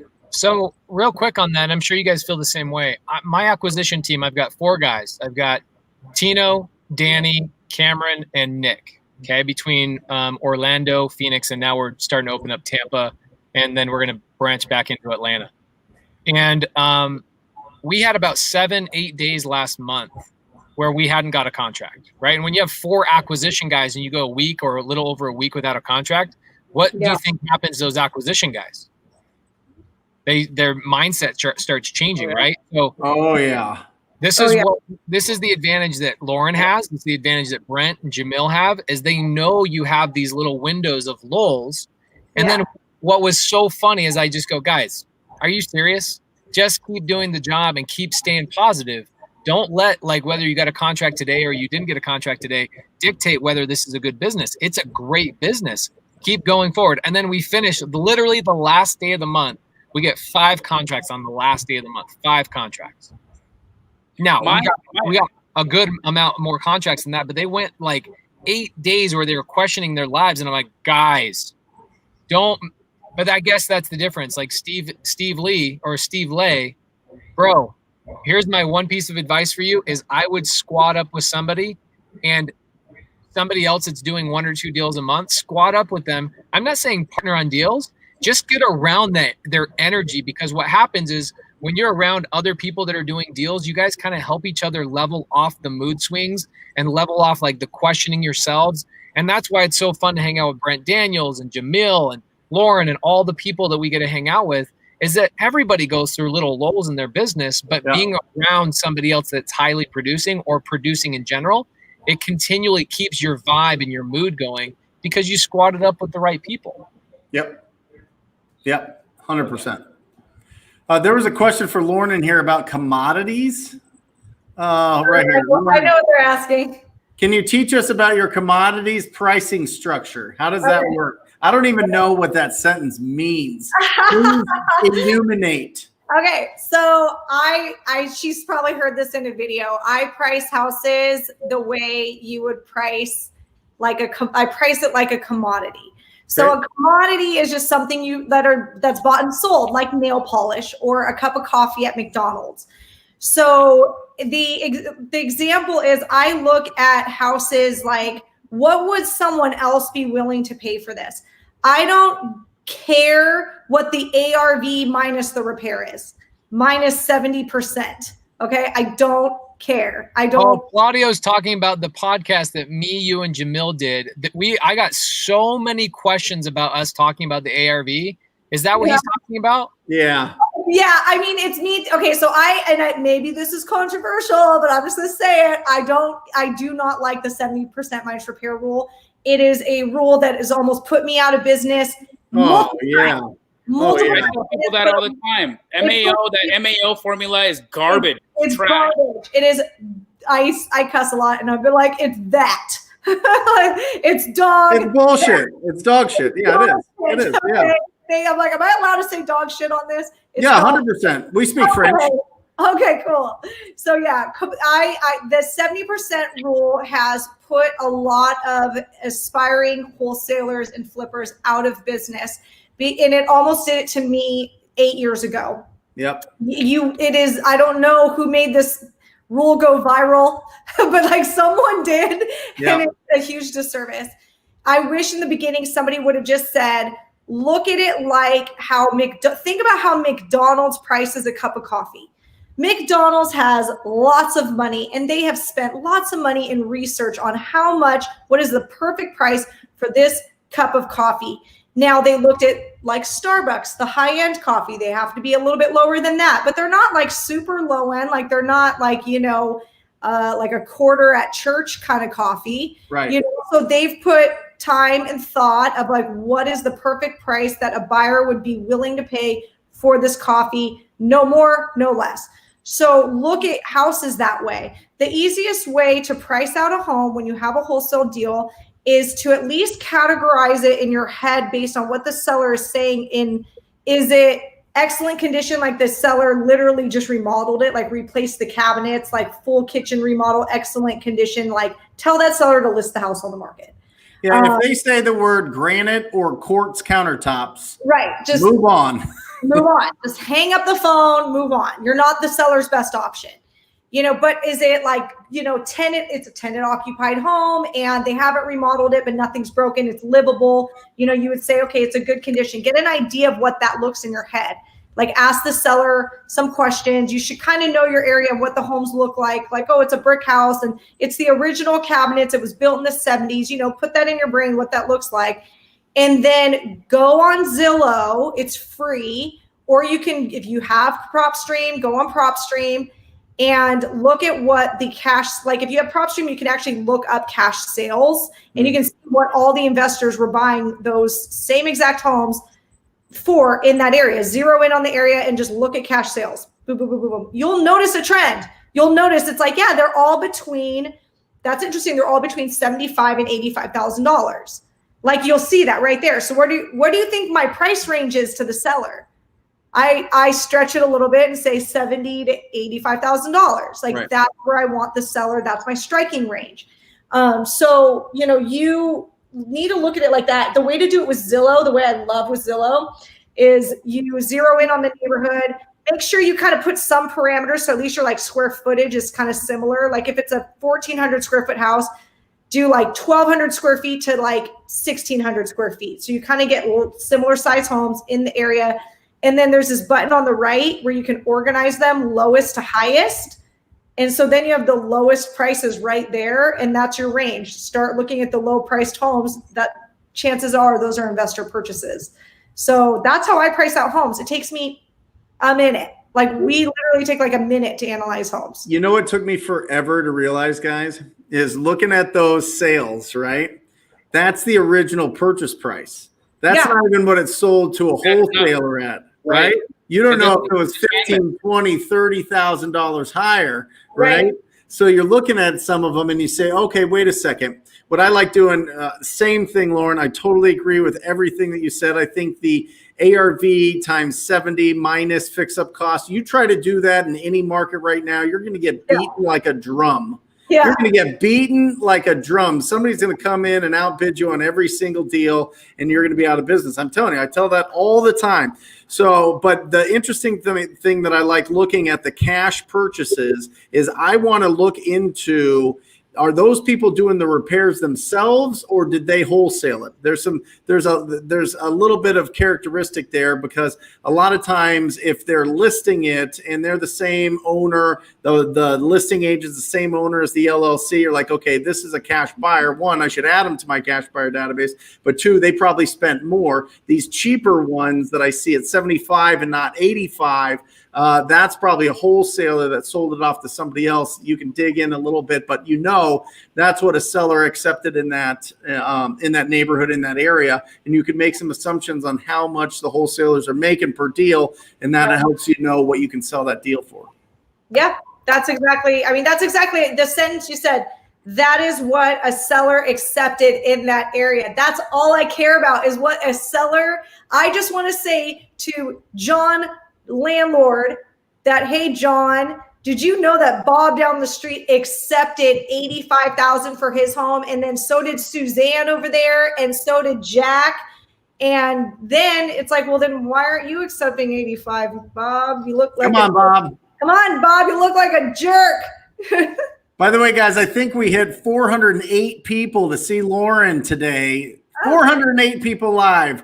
We're at 407 right now. Absolutely incredible. I want to say thank you to everybody that clicked on it, even if it's just this 2 seconds that you made a mistake. Thank you. You're on here. We love you.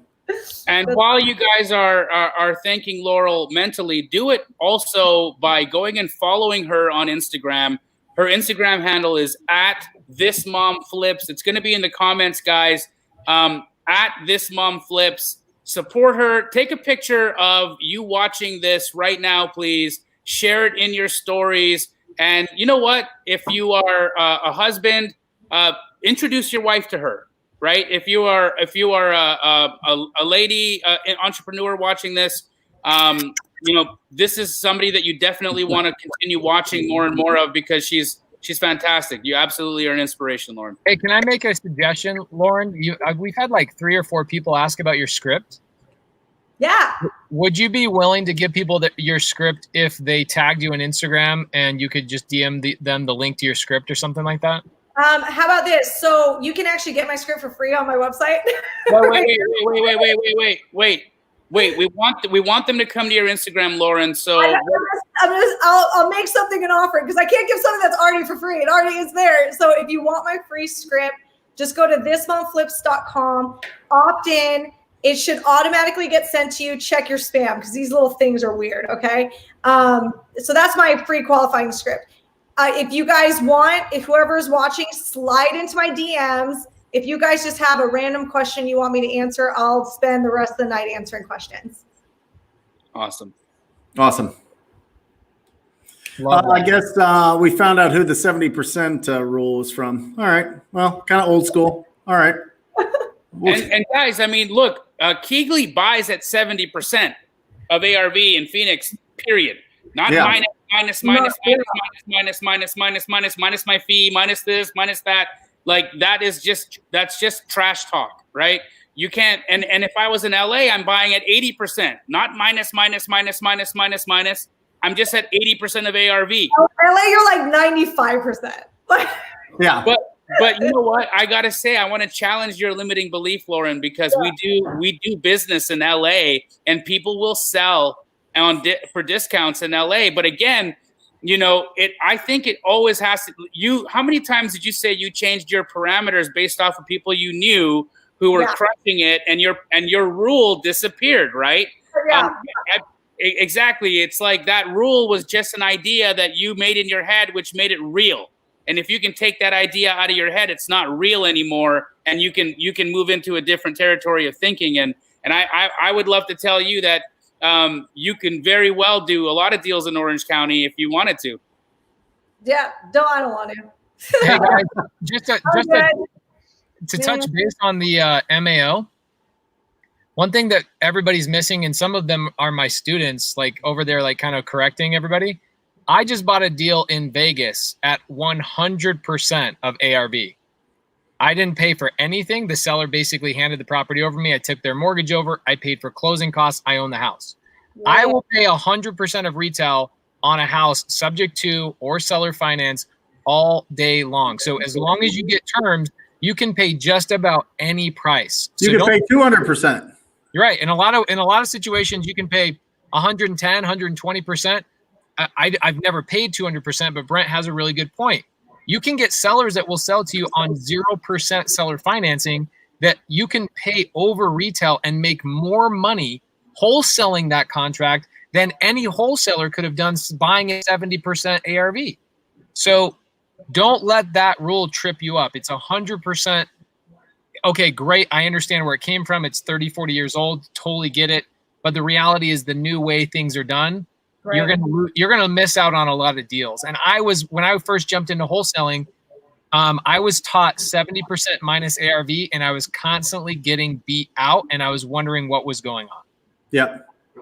No, and you're right, Pace. I mean, it comes down to the terms. If you said I want $1 million for a house that's worth $100,000, okay, great. I'll pay you $150 for the next whatever it takes to pay it off. Right? I mean, you could literally structure a deal that way. Yeah. I mean, you could do that's the creative part of real estate. I think that's what's so exciting about real estate is they're literally, I mean, it just depends on what people want now. Is that realistic? No, but that's something that you could put that together. It's the ARV type of thing. If you have enough creative options, it doesn't matter as long as you can afford to some level the monthly, right? Or at least get that covered or give that to somebody that feels comfortable taking that over for you and wholesaling it. So yeah, I mean, case in point, Brent, you and I did a deal a couple months back on Pueblo. The house had no equity. Your team, at the time, it was your acquisition guy, Eric, came to me and he says, hey, Pace, I know you buy these no equity deals. We'd like to get you involved and essentially wholesale this no equity deal to you. So I negotiated with the seller. We got the deal done. I bought it and I wrapped the deal, which means I basically took the deal and I sold it to another buyer and I added equity to it. And I'm making like $80,000 at 8% interest on this deal on a no equity deal. So guys, even if your core business is wholesale, squad up with somebody that understands creative finance, squad up with one of my students, squad up with somebody else that understands subject to and seller finance, because you can actually make use of those leads that you're passing up on right now. Yep. I thought it was hilarious. This is real life, guys. We passed that lead off to him. He goes into his office, which at the time was right next to mine. And I think you open it up with like, hey, Gloria, did you catch the Diamondbacks game last night or something like off the wall? And she's like, no, I don't do that. And you're talking about the property. She's like, oh, it's all locked up. And you're like, oh, don't worry. I can break in if you want me to. I mean, if you give me permission, it's fine. If I can just break on in there. And she goes, no. Oh my gosh, that's so crazy. I'll be there this afternoon. Why don't you meet me there? And I was like, what is going on here? This guy just I was on a ride along. I was on a ride along with the TTP students. Yep. You had, it was a Friday, and we had like 3 or 4 students that came in from out of town. Phil Gore was one of them. Mm-hmm. And we just jumped in my Prius, ran over to the house, signed the contract at like 7:00 at night when I, literally the lady's like, nobody wanted to help me. There's no equity here. There's no equity here. And I go, well, what do you want for the house? She goes, I don't know, $500. Yep. And I go, aren't there 4 sisters involved? She goes, yeah, there's 4 sisters involved. I go, why don't I pay you $500 per sister? So I ended up giving her $2,000 for something I overpaid. So I bought it. We put some money into the deal. I was all into it, $65,000. I just sold it on seller finance for $159. Mm-hmm. Bananas. That is bananas. So when you talk about max allowable offer, don't forget that not only can Keegly help you sell your wholesale deals, but Keegly can actually help you sell creative finance deals as well. Jamil, what are some recent markets that you guys have bumped into? Man, it's hard to keep track. We're crushing it in Texas. We closed our franchise today in Atlanta. It's there's a lot of exciting things going on. The thing, I'm watching the comments right now and they're blowing up. Everyone's just like, I don't know what to do anymore. What do we offer? So this is what we're working on, guys. What we're saying here is the formula, the Mayo formula, where you take 70% of ARV, then you minus repairs, then you minus your wholesale fee, then you minus Donald Duck's age, then you minus all of these. When you do that, when you do all of that, guys, you aren't going to do business. All right. So what we're actually working on at Keegly right now is a map of the United States where we will tell you at what percent of ARV you should be contracting at right now. And what we're going to do is make it dynamic. So as that changes, it will change with it. It's something that we're building in the back end, behind the scenes right now. So it'll be available, guys. But up until then, reach out to me or Brent or whoever, Lauren, Pace. But if you want to know what percentage of ARV you need to lock up a deal in a specific market, send me a DM on my Instagram, and we will respond with the data or with the percentage of ARV that we believe you should be doing deals at. Awesome.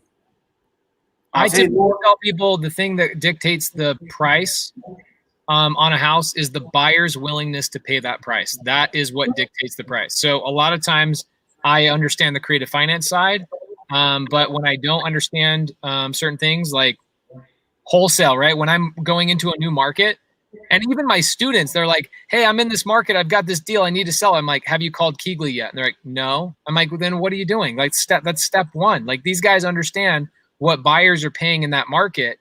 So go work with somebody that understands what buyers are paying in that market and verify your price. That's essentially what we did to start in any market. I don't feel like I have to go build a big buyers list. I just leverage somebody else that has the knowledge and experience.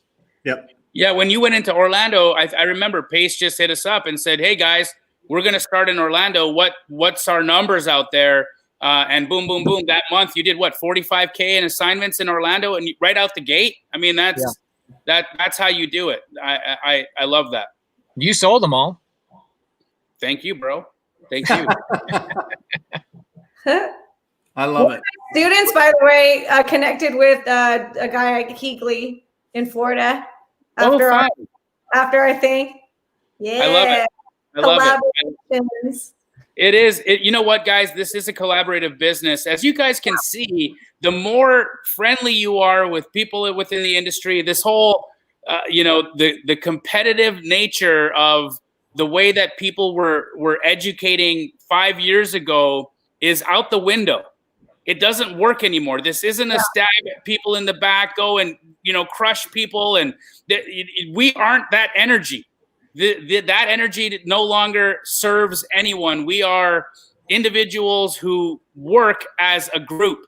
And when you work as a group and you can help each other in that way, down that path, everybody wins. You just heard, look, all 4 of us are coaches with competing coaching platforms. Yet we're all here serving everybody, letting people know about wonderful Lauren, all of it, because we see the value in everybody winning. And Lauren, you bring so many different aspects of the business to the table. It would be a shame if we didn't highlight somebody as knowledgeable as you are in that specific type of business model, because of competitive advantage. It's absolute garbage, guys. You want to remove that from your minds. It's not the level or the recipe to success. Well, and if you're going to compete and if you want to have that and you want to be that guy in your market, you're just going to have to go twice as hard, 3 times as long. It's going to be an uphill. You're not going to, I don't know if you really enjoy yourself, but I mean, if that's the way that you go, that's the way that you go. But I think it's a lot easier just to squad up, collaborate with people that are your quote unquote competition. But listen, there's not a city in America that you drive around and there's not some beat up house that needs renovation. There's not some, vacant lot that needs to be developed. There's not some house sitting on a commercial lot that could be a Target or something. You know what I mean? Like, there's so much opportunity that you don't have to fist fight to compete with people in your market. You squad up, especially with people, if you can, that are doing more than you, right? There's a reason why. There's a process there. There's something to learn there. Make sure that you do it. So absolutely incredible. And I wanted to touch real quick on Lauren before this. We only have 19 minutes left here, but I think it's really important for anybody here watching it that maybe they've got a really, really congested schedule. Maybe they're going through a separation with their husband or wife. Maybe they have little kids. I mean, your whole thing is this mom flips. How did you get to the point where this mom flips, where now you work 1 hour in wholesale, you've got all these experience in different markets on your belt, and you're coaching? What was going through your head as you were starting in this business that I don't know, you did or gave you confidence or whatever to get you to the point you're at now? I'll never forget this talk I had. I was like 25 years old, and I was talking to a receptionist at this job I had. This is when I worked corporate life. Yeah. She said this one sentence that I repeated in my head for years. Just this receptionist, she said something, it was brilliant. She didn't have to work. The reason she was working was because she was lonely at home. Her husband made a ton of money, owned like a company. She didn't need to work, but she was lonely at home and she just loves talking to people. So that job was just fun for her to just talk to people and kind of get out of her house, because otherwise she was drinking way too much wine. That's she was like, I basically was drinking wine during the day, because I was bored. So she said, Lauren, I built my life around doing all the things that I love. So in my head, I say, build your life around doing all the things that you love. So every day I do an audit of things I love and things I hate. And if I don't like doing something, I find a way to make someone else do it for me. And I've been doing that now for 8 years, and I have amazing work-life balance now. I'm very intentional about doing all the things that I love, and I do an exorcism of all the things that I hate. Mm-hmm. If there's something I don't like doing, I get it out of my life as quickly as possible. Well, and we talked about that, guys. I talked about the things that drain your energy versus the things that give you energy, and get rid of all those things that drain your energy so you're not just a shell of a human around your kids and your wife and your family and all this other stuff that's supposed to be your why. Well, look at this. Look exactly what Lauren's telling you. I mean, it's about that energy. It's about the things that you want to do versus the things you can't. And for a while, let's say it takes a year of doing all the things that you hate to do. Is it worth it to keep going? There's that quote, guys, that's like, we always overestimate what we can do in a year and underestimate what we can do in 5. It's the absolute truth. I am telling you that nothing's been tried. That is so true. So powerful. I love it.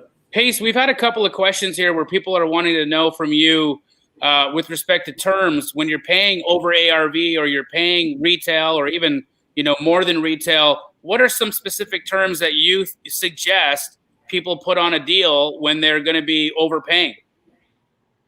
So you got to look at the buyer, keep the buyer in mind, right? So let's look at, Jamil, does the house that you live in right now, does it cash flow? Yeah, to everybody but me. Right. Okay, great. That's my point. Lauren, does the house you live in right now, does it cash flow? The house you live in right now? I'm renting right now because I sold my house. Okay, got it. Well, Brent, does the house? No, I own it free and clear. No, it still costs. I'm still painting stuff and hanging stuff and putting stuff in and paying all. Yeah. My point is that walls. homeowners don't care if their house cash flows or not. Right. They don't care if their house cash flows or not because you're living there. That's where your family, you raise your family, all that kind of stuff. So let's think about this. Before COVID, if 100 people walked into the Bank of Chase or Bank of America or Wells Fargo, 100 people walked in to get a loan, how many people are walking out before COVID with a loan secured? The answer is 60. After COVID, what's that number now? It's about 45. So more people are getting rejected for a traditional mortgage than are not. So think about it. More than half of the families out there willing to buy a house, they have cash, but maybe they're a 1099, maybe they're a real estate professional, maybe they're a wholesaler, and they can't get traditional financing. So will somebody that has a family wants to buy a house, will they typically pay a little bit over retail with the deposit if they can get financed? Yes. Yes. So keep your buyer in mind, guys. The opportunities are endless. It's unbelievable how many people. When I sold the house on Pueblo, we had offers like probably 20, 30 offers in the first 2 or 3 weeks, but they were all 10 grand from where I wanted to be. And my wife lists all my properties. She says, do you want me to take those offers? I go, no, there's 1,000 other people that I'm just going to keep the house on the market for 30 days. And then we wait enough time. We get a full price offer. I sold that house on Pueblo, $50,000 over retail, $50,000 over retail. On the MLS. On the MLS. Seller finance. And they gave me 18% down. Not 10%, not 5%. Ring the bell. Ring the bell, Brent. Ring the bell. Hey, I'm going to ring it for Kathy as well. Yeah, Kathy, I totally remember you because her and I back in the day, I remember we talked, it was before I was virtual. And I think she actually went virtual before I did and kind of got me thinking about it. Or she was one of the ones that I was thinking about going virtual. This was many years ago. So congratulations. Hey, Lauren, are you going to buy your next property sub 2? Because we've got some sub 2 students who want to help you find a home. Oh man, I mean, if you got an Orange County deal sub 2, because I got to stay here. But yeah, I mean, I'd totally be down to do that. I'm definitely going to be getting more into sub 2 and creative financing because I know it is getting harder to get loans, especially for the landlord buyers. These portfolio loans that a lot of my end buyers are utilizing are actually very hard to acquire right now. They've raised their rates significantly about a month ago since COVID.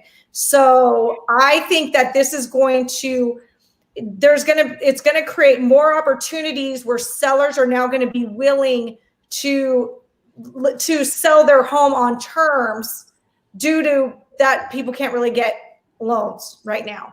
So I'm way more interested in it than ever. I've been brushing up on my creative financing and my script. I was talking to Pace, like, give me some script tips, like how to convince a seller to say yes to this. Which I'm hearing is less is more. Don't over explain it. Use short words. Talk about a truck story, so yeah, I definitely am looking into, doing more creative finance deals. One thing that you guys, I heard from another mentor many, many years ago when I first got started, and I always kind of like this analogy was, I used to just be a fix and flipper. So it was like, if this house had to be a beat over your head good deal. Okay. I didn't understand commodity based pricing. Like I say, it was all like 70% minus the ARV or 75% minus ARV. It kept moving up and inching up over the years. I did not understand anything else other than just, is this a fix or flip deal? If it is, I will buy it. If it's not, I will waste the lead and throw it in the garbage. So a mentor told me, you need to be a better harvester. And I was like, what does that mean? And he goes into this, he's like, if you were like a farmer and you had like a bunch of avocado trees, like you're kind of just picking the avocados that fall on like the ground and you're literally just grabbing those. You're not really like going into the tree and like grabbing the ones that like will ripen eventually. Like you just need to get better at like learning, how to harvest deals better. So learning these different techniques, like subject to creative financing, it makes you a better harvester. Let's talk about this because you mentioned, Lauren, that you send some direct mail. There's a commercial, an ad running with me swimming in a pool or swimming in a bathtub of direct mail. I personally think it's really expensive and an outdated practice. Yeah. It could cost you $10,000, $12,000 for a contract, but you still send mail. So can you talk a little bit about that? I do a tiny bit. It's a very niche list. It's either my follow-up cold list, the follow-up cold bucket, anybody that's expressed interest in selling, or it's usually a very stacked list, like tax delinquent and vacant. I no longer are the days of an absentee owner getting a direct mail piece from me. I used to back in the day. I was direct mail queen for 4 years, and then it wasn't working. I called Brent, and I was like, Brent, I heard you're cold calling for leads. Can you tell me more about that? I think this was right before you came out with the course. He gave a rundown on it for me and some of my friends. And then boom, you came out with the course very shortly after. And then boom, I'm going to be your first TTP student. And so, the rest is history. I went to a more TTP model. So love it. Yeah. Direct mail is expensive. Really expensive. Pace, are you guys doing any mail right now? Have you dabbled in it? Bro, I did 2 years of direct mail and I was spending $20,000 a month and our average cost per contract was $6,000 a contract. Yeah. Crazy. Not interested in direct mail anymore. And there's a lot of really valid points of mailing to very small lists. I like Lauren's idea and what she's doing. That's really smart. I think I'm just kind of over direct mail in general. So it's not even in my brain anymore. Yeah. Well, and I've been waiting for that bottom to drop off where everybody's like, hey, nobody's doing direct mail anymore. Now's the time. Okay. And then you dabble a little bit. And it's a bloodbath. I mean, it's like, oh my gosh, this is just a test. I just tested 10 grand worth of mail, and it's a punch in the gut. So really tough. Yeah, marketing, just traditional marketing. Guys, listen, call up people, talk to them, text them, get referrals. I mean, there you go. I mean, that's it. Door knock, get out to the doors. I mean, I put door knocking and cold calling in the same kind of boat because it's both proactive prospecting and you're in charge and you're on offense. You're not sitting around waiting for calls. So do you guys mind if I just randomly shout out a quote from this book that I'm reading? And this isn't a religious thing. It's just a phenomenal book. It's called Business Secrets from the Bible. By Rabbi Daniel Lapin, and he wrote an incredible book called Thou Shall Prosper. And I'll tell you guys, this is the God's honest truth because I've been in here and I've talked to a lot of people that have written a lot of books or put together, but 90% of the books you read are written by ghostwriters. It's just the absolute truth. If you see commonalities among your favorite books or whatever, basically people have like 3 sheets of notes and then they turn it into a ghostwriter and they put out amazing stuff, right? That's what they get paid 40 to 100 to $500,000 to do for some of these guys. But this guy writes, he's writing his own stuff. But he has a really interesting point here. And he says, just think for a moment about, and this is going to sound weird, but stay with me, about what is your most important external organ for purposes of increasing your ability to generate income. Well, unless you're a swimsuit model, wouldn't you agree that it is your mouth, your ability to speak and communicate effectively? Your business success will depend upon how well you can communicate and how well you understand what to communicate. I absolutely love it. I absolutely think it's important. I think that we should all be increasing our vocabularies. We should be reading. We should be talking to people all the time. We should be listening effectively. It is so critical. And then you point all that energy, all those efforts, all those skills towards distressed property owner lists. You're unstoppable. You're unstoppable. I mean, can anybody disagree with that? I don't know. There was a question there that where they asked about adding another channel. So Brent, Pace, Lauren, what are your thoughts on that? Say you've got your cold callers going, you've got texting going. When do you think it's the right time to add something else? My answer is stop trying to be a moth. Which means following the bright light all the time. Right? Not being a moth.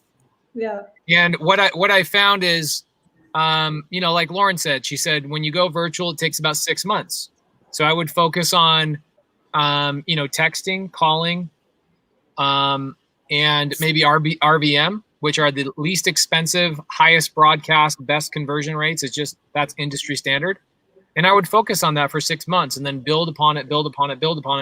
You'll know without me or anybody else telling you it's time to broaden your horizon. You'll know because you'll have excess money in the bank. You'll have deals in the pipeline and you'll say, hey, these lists are working out pretty good. Why don't we add another marketing channel to the same exact list? That's my 2 cents. Love it. Love it. We all know Chris Arnold. He's an amazing guy. He's a part of the Rhino family, which Brent and Lauren are members of. And he is really, really big on radio ads, right? Yep. I think he's been crushing his business on radio ads. And so, Maru, I would say that for you, what you should check out if you're really interested in radio advertising is go look up who Chris Arnold is. He's an amazing guy. We'll bring him on the show one day. He lives this guy is so dialed into leisure and like having his business on autopilot that he lives in Tulum. He lives in Tulum. He's like, I'm not living in America anymore. I'm going to go live on the beach in Tulum in a completely different time zone from everybody. And he does a ton of business on radio. So I would suggest you look him up, or wait a couple of weeks and we'll bring him on. Can I make a point on this? By the way, if you don't know where Tulum is, because I certainly didn't, it's worth a Google. It's absolutely unbelievable. I go every year. Hey, on this question right here, I really like this. Jamil and I actually have a mutual friend. I'm not going to say his whole name, but his name is Ryan, that stutters when he talks. Okay. He is one of the best closers I have ever met in my life, to the point where people tell me I'm a good closer. I've asked this guy to go on appointments with him. Awesome. Don't let that stop you. Don't let that stop you. Honestly, if somebody talks to me and they've got a stutter, or I'm not paying attention. You're hallucinating the negative. Yeah. You're hallucinating the negative, right? And that's not the way the world works. Like I'm trying to have the conversation. The thing that I might do that's rude is I might like jump in and try to finish the thought for that person. And I'll tell myself, okay, stop doing that. You don't need to give him his words. He will give you the words. But like, it's not a negative thing. In fact, if anything, I want to be more helpful. I want to be more involved. I want to engage more. I'm not trying to be a negative person in that. So if you have a speech impediment or you have a disability of any kind, like, use it. Be like, that is God gave you that to shine. You can absolutely use it. It is not a negative thing. And don't assume that people are going to look at you in a negative way or think less of you. You're amazing for doing what you're doing with whatever challenges you have. And I think that if you can get out there and crush it and embrace your challenges and make them your a part of who you are, you'll win. I think if your intentions are to go out and to serve the community, and you maybe have a speech impediment or something else is going on, you're still serving your community.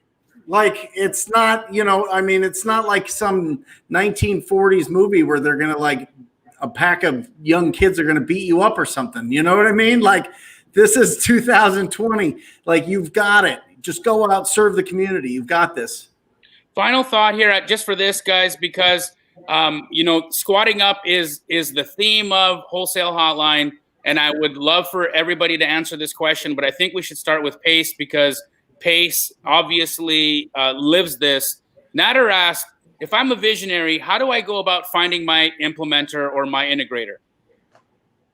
So if you read the book Rocket Fuel, which Brent Daniels is not a huge fan of, but I'm a huge fan once you can get to 30 grand a month for 3 straight months. Good point. Yeah. So Rocket Fuel is one of my favorite books. It touches a lot on what Lauren Hardy was talking about, where she's like, I find the things I like, I find the things I hate, and I basically have an exorcism of those things. So what is Lauren doing with those things? Is she just literally removing them from her business and her life? No, she's hiring those out to other people. So here's the thing. Integrators are hard to find as business partners, but easy to find as employees. Yeah. Okay. So I would go hire my first couple integrators. What would that be? It'd probably be a VA, not just cold calling or texting, but also administrative, right? Operations, bookkeeping, pulling lists. Lauren talked about a lot about how her VA actually keeps up to date on batch leads and what they're doing, so Lauren doesn't have to do that. So go hire it. And what I would suggest doing is I would make a list today. 10 things you really like doing in your business and 10 things you hate, and then figure out what are those tasks and who can I offload those to. And Nader, make sure you're making income. Yeah. Don't let this be your excuse. Oh my gosh, I'm an idea guy. I just need somebody to do all the work and we'll split it 50-50. It doesn't work. That dude's going to start his own business, or gal, or whatever else. They're going to be like, what do you mean you have these ideas? There's nothing new here. Get a list of distressed property owners and have conversations with them. Visionary. Whoa, that's crazy. Stop it. Just go take action. Get going so much that your whole company is so electrified when you walk in. You are just bringing everybody to that energy, everybody to that success momentum that you have. And you don't have to worry about all these things. You don't have to worry about, getting an implementer right now. As long as if you're producing, then go for it, hire them, do the thing, get things off your plate, take the things that take your energy. But in the beginning, you are rocking and rolling. And maybe you have $1 million business. I don't want to say anything like that, but I'm just saying, for anybody else out there, don't just sit there thinking of things. Okay. It's not going to just all of a sudden manifest. You got to go out there and take action. That's what it's about. Can I just say one last thing? I'm so sorry, because Brent brings up a really good point. For anybody that knows me, I used to be a contractor for 10 years. And this is not a wholesale or creative finance theory. This is a business theory that Brent is talking about. What Lauren talked about is that I call it hugging toilets, okay? So when I started out as a contractor, I started out masking and like putting all the paper down and the plastic and tape and covering the whole house myself before I hired a helper, before I hired another person. I would literally get my face on the toilet seat and reach around the toilet to mask off the back of the toilet so I could spray and paint a house. I would hug toilets. Guess what? I haven't done that in 15 years, right? But you have to start out doing some of the things you don't want to do. And you have to go create that energy and that momentum that Brent is talking about, doing some of the things you don't want to do. Now, once you're making money and once you have momentum, then you can start implementing what Lauren is saying. But you don't deserve, I tell people all the time, you do not deserve to work smart until you have worked hard. Right. Yep. And I'm passionate about that because I was the guy out there taking action with business partners that weren't doing anything. Right. And guess where I'm at? I don't have business partners anymore. They're living their own lives. That's what naturally happens when you look up and you're constantly looking over your shoulder being like, what is he doing today? What do you mean he's golfing today? He's golfing? I'm out here knocking doors and he's golfing. You know what I mean? It's like, you got it. Jamil, what about you, bro? Final thoughts, Jamil? Well, on this, I agree with both of you. I think you're right. You've got to be doing all of the aspects of the business before you can hire that aspect out. You need to understand it so that you know you're not getting completely like hosed, taken advantage of. You have to understand every aspect of the business. Now, once live events become a thing again, the best way to find yourself an integrator is go to your local meetup and find the dude taking notes hiding in the corner. 100%. The dude or the girl hiding in the corner taking notes, scared to talk to anybody, and go sit by that person and be their friend. That is who you're looking for. When this all opens back up again, that's how you'll find them. Yep. So it's so funny, Brent, because again, new to coaching, so I don't realize like the things people do. And I have had a few people say like on the welcome call, like, yeah, so no, like I don't actually plan on doing any of this. I'm just going to hire it all out and scale. And I'm like, then I don't think this, I'm going to be honest with you, bro. Like, this isn't for you. Like you are high if you think that you can do that. And I don't care if that person is mad at me for saying that. Like, Sure. Because you're going to bankrupt yourself. Like, you're not going to make any money. You're doing yourself a complete disservice. You do have to work hard. I mean, I didn't hire anybody for 2 years. Like, I was doing everything for 2 years. And I remember I finally asked my mentor, like, the question, so when am I like ready for like an assistant? Like, just an assistant. And he's like, Lauren, like, you've been ready for a while. You can hire an assistant at like $18 an hour. Like, you can do that. And, and it was just one after another. That assistant is my integrator today. Yep. That I hired one person before him, had her for about a year. And then this guy is my integrator now. We've been working together for about 5 years now. And he's my integrator. So I agree with you on having the employee integrator is the best thing. If you can find that magic. I mean, it doesn't always work out that way, but it did for me. So Jackie, my lead manager, was at a birthday party, at my kid's birthday party, taking notes on who gave what presents so that we knew who to give the right thank you cards for. She wasn't asked. This is the second time that I had met her. She didn't even know my kids. Like, she was just dating Jeremy. Like, she was dating somebody that she's there taking notes, making sure that it was written out, and she knew who is that from. And I was like, I need you. I need you in my business. And she's like, no, I don't want to do any of that. I don't want to do real estate. That's ridiculous. Yeah. I'm going to just live my life. And it took like 6 to 8 months to get her convinced. And finally, I mean, things run so smoothly, and it's just. You look for those people. You look for the people that would do things that you're like, what? You're at a kid's birthday party taking notes? Come on. Yeah. Incredible. All right, guys. I got to get going. Yeah. Lauren, you crushed it. Thanks for coming on. 425 people here to watch you. Yeah, that's awesome. 425 people at one point, which means we will have probably close to 3,000 people have watched this during the show. Right. Dang. Because you have people that come in and out for 10 or 15 minutes. They're driving. They're talking to their kids. They're cooking dinner, whatever. Which we means probably over 3,000 people watch live. And by the end of the week, we'll be, well over 10,000. So thank you so much. This was incredible, guys. Thank you all for tuning in. And make sure you all show this mom flips some love. See you guys.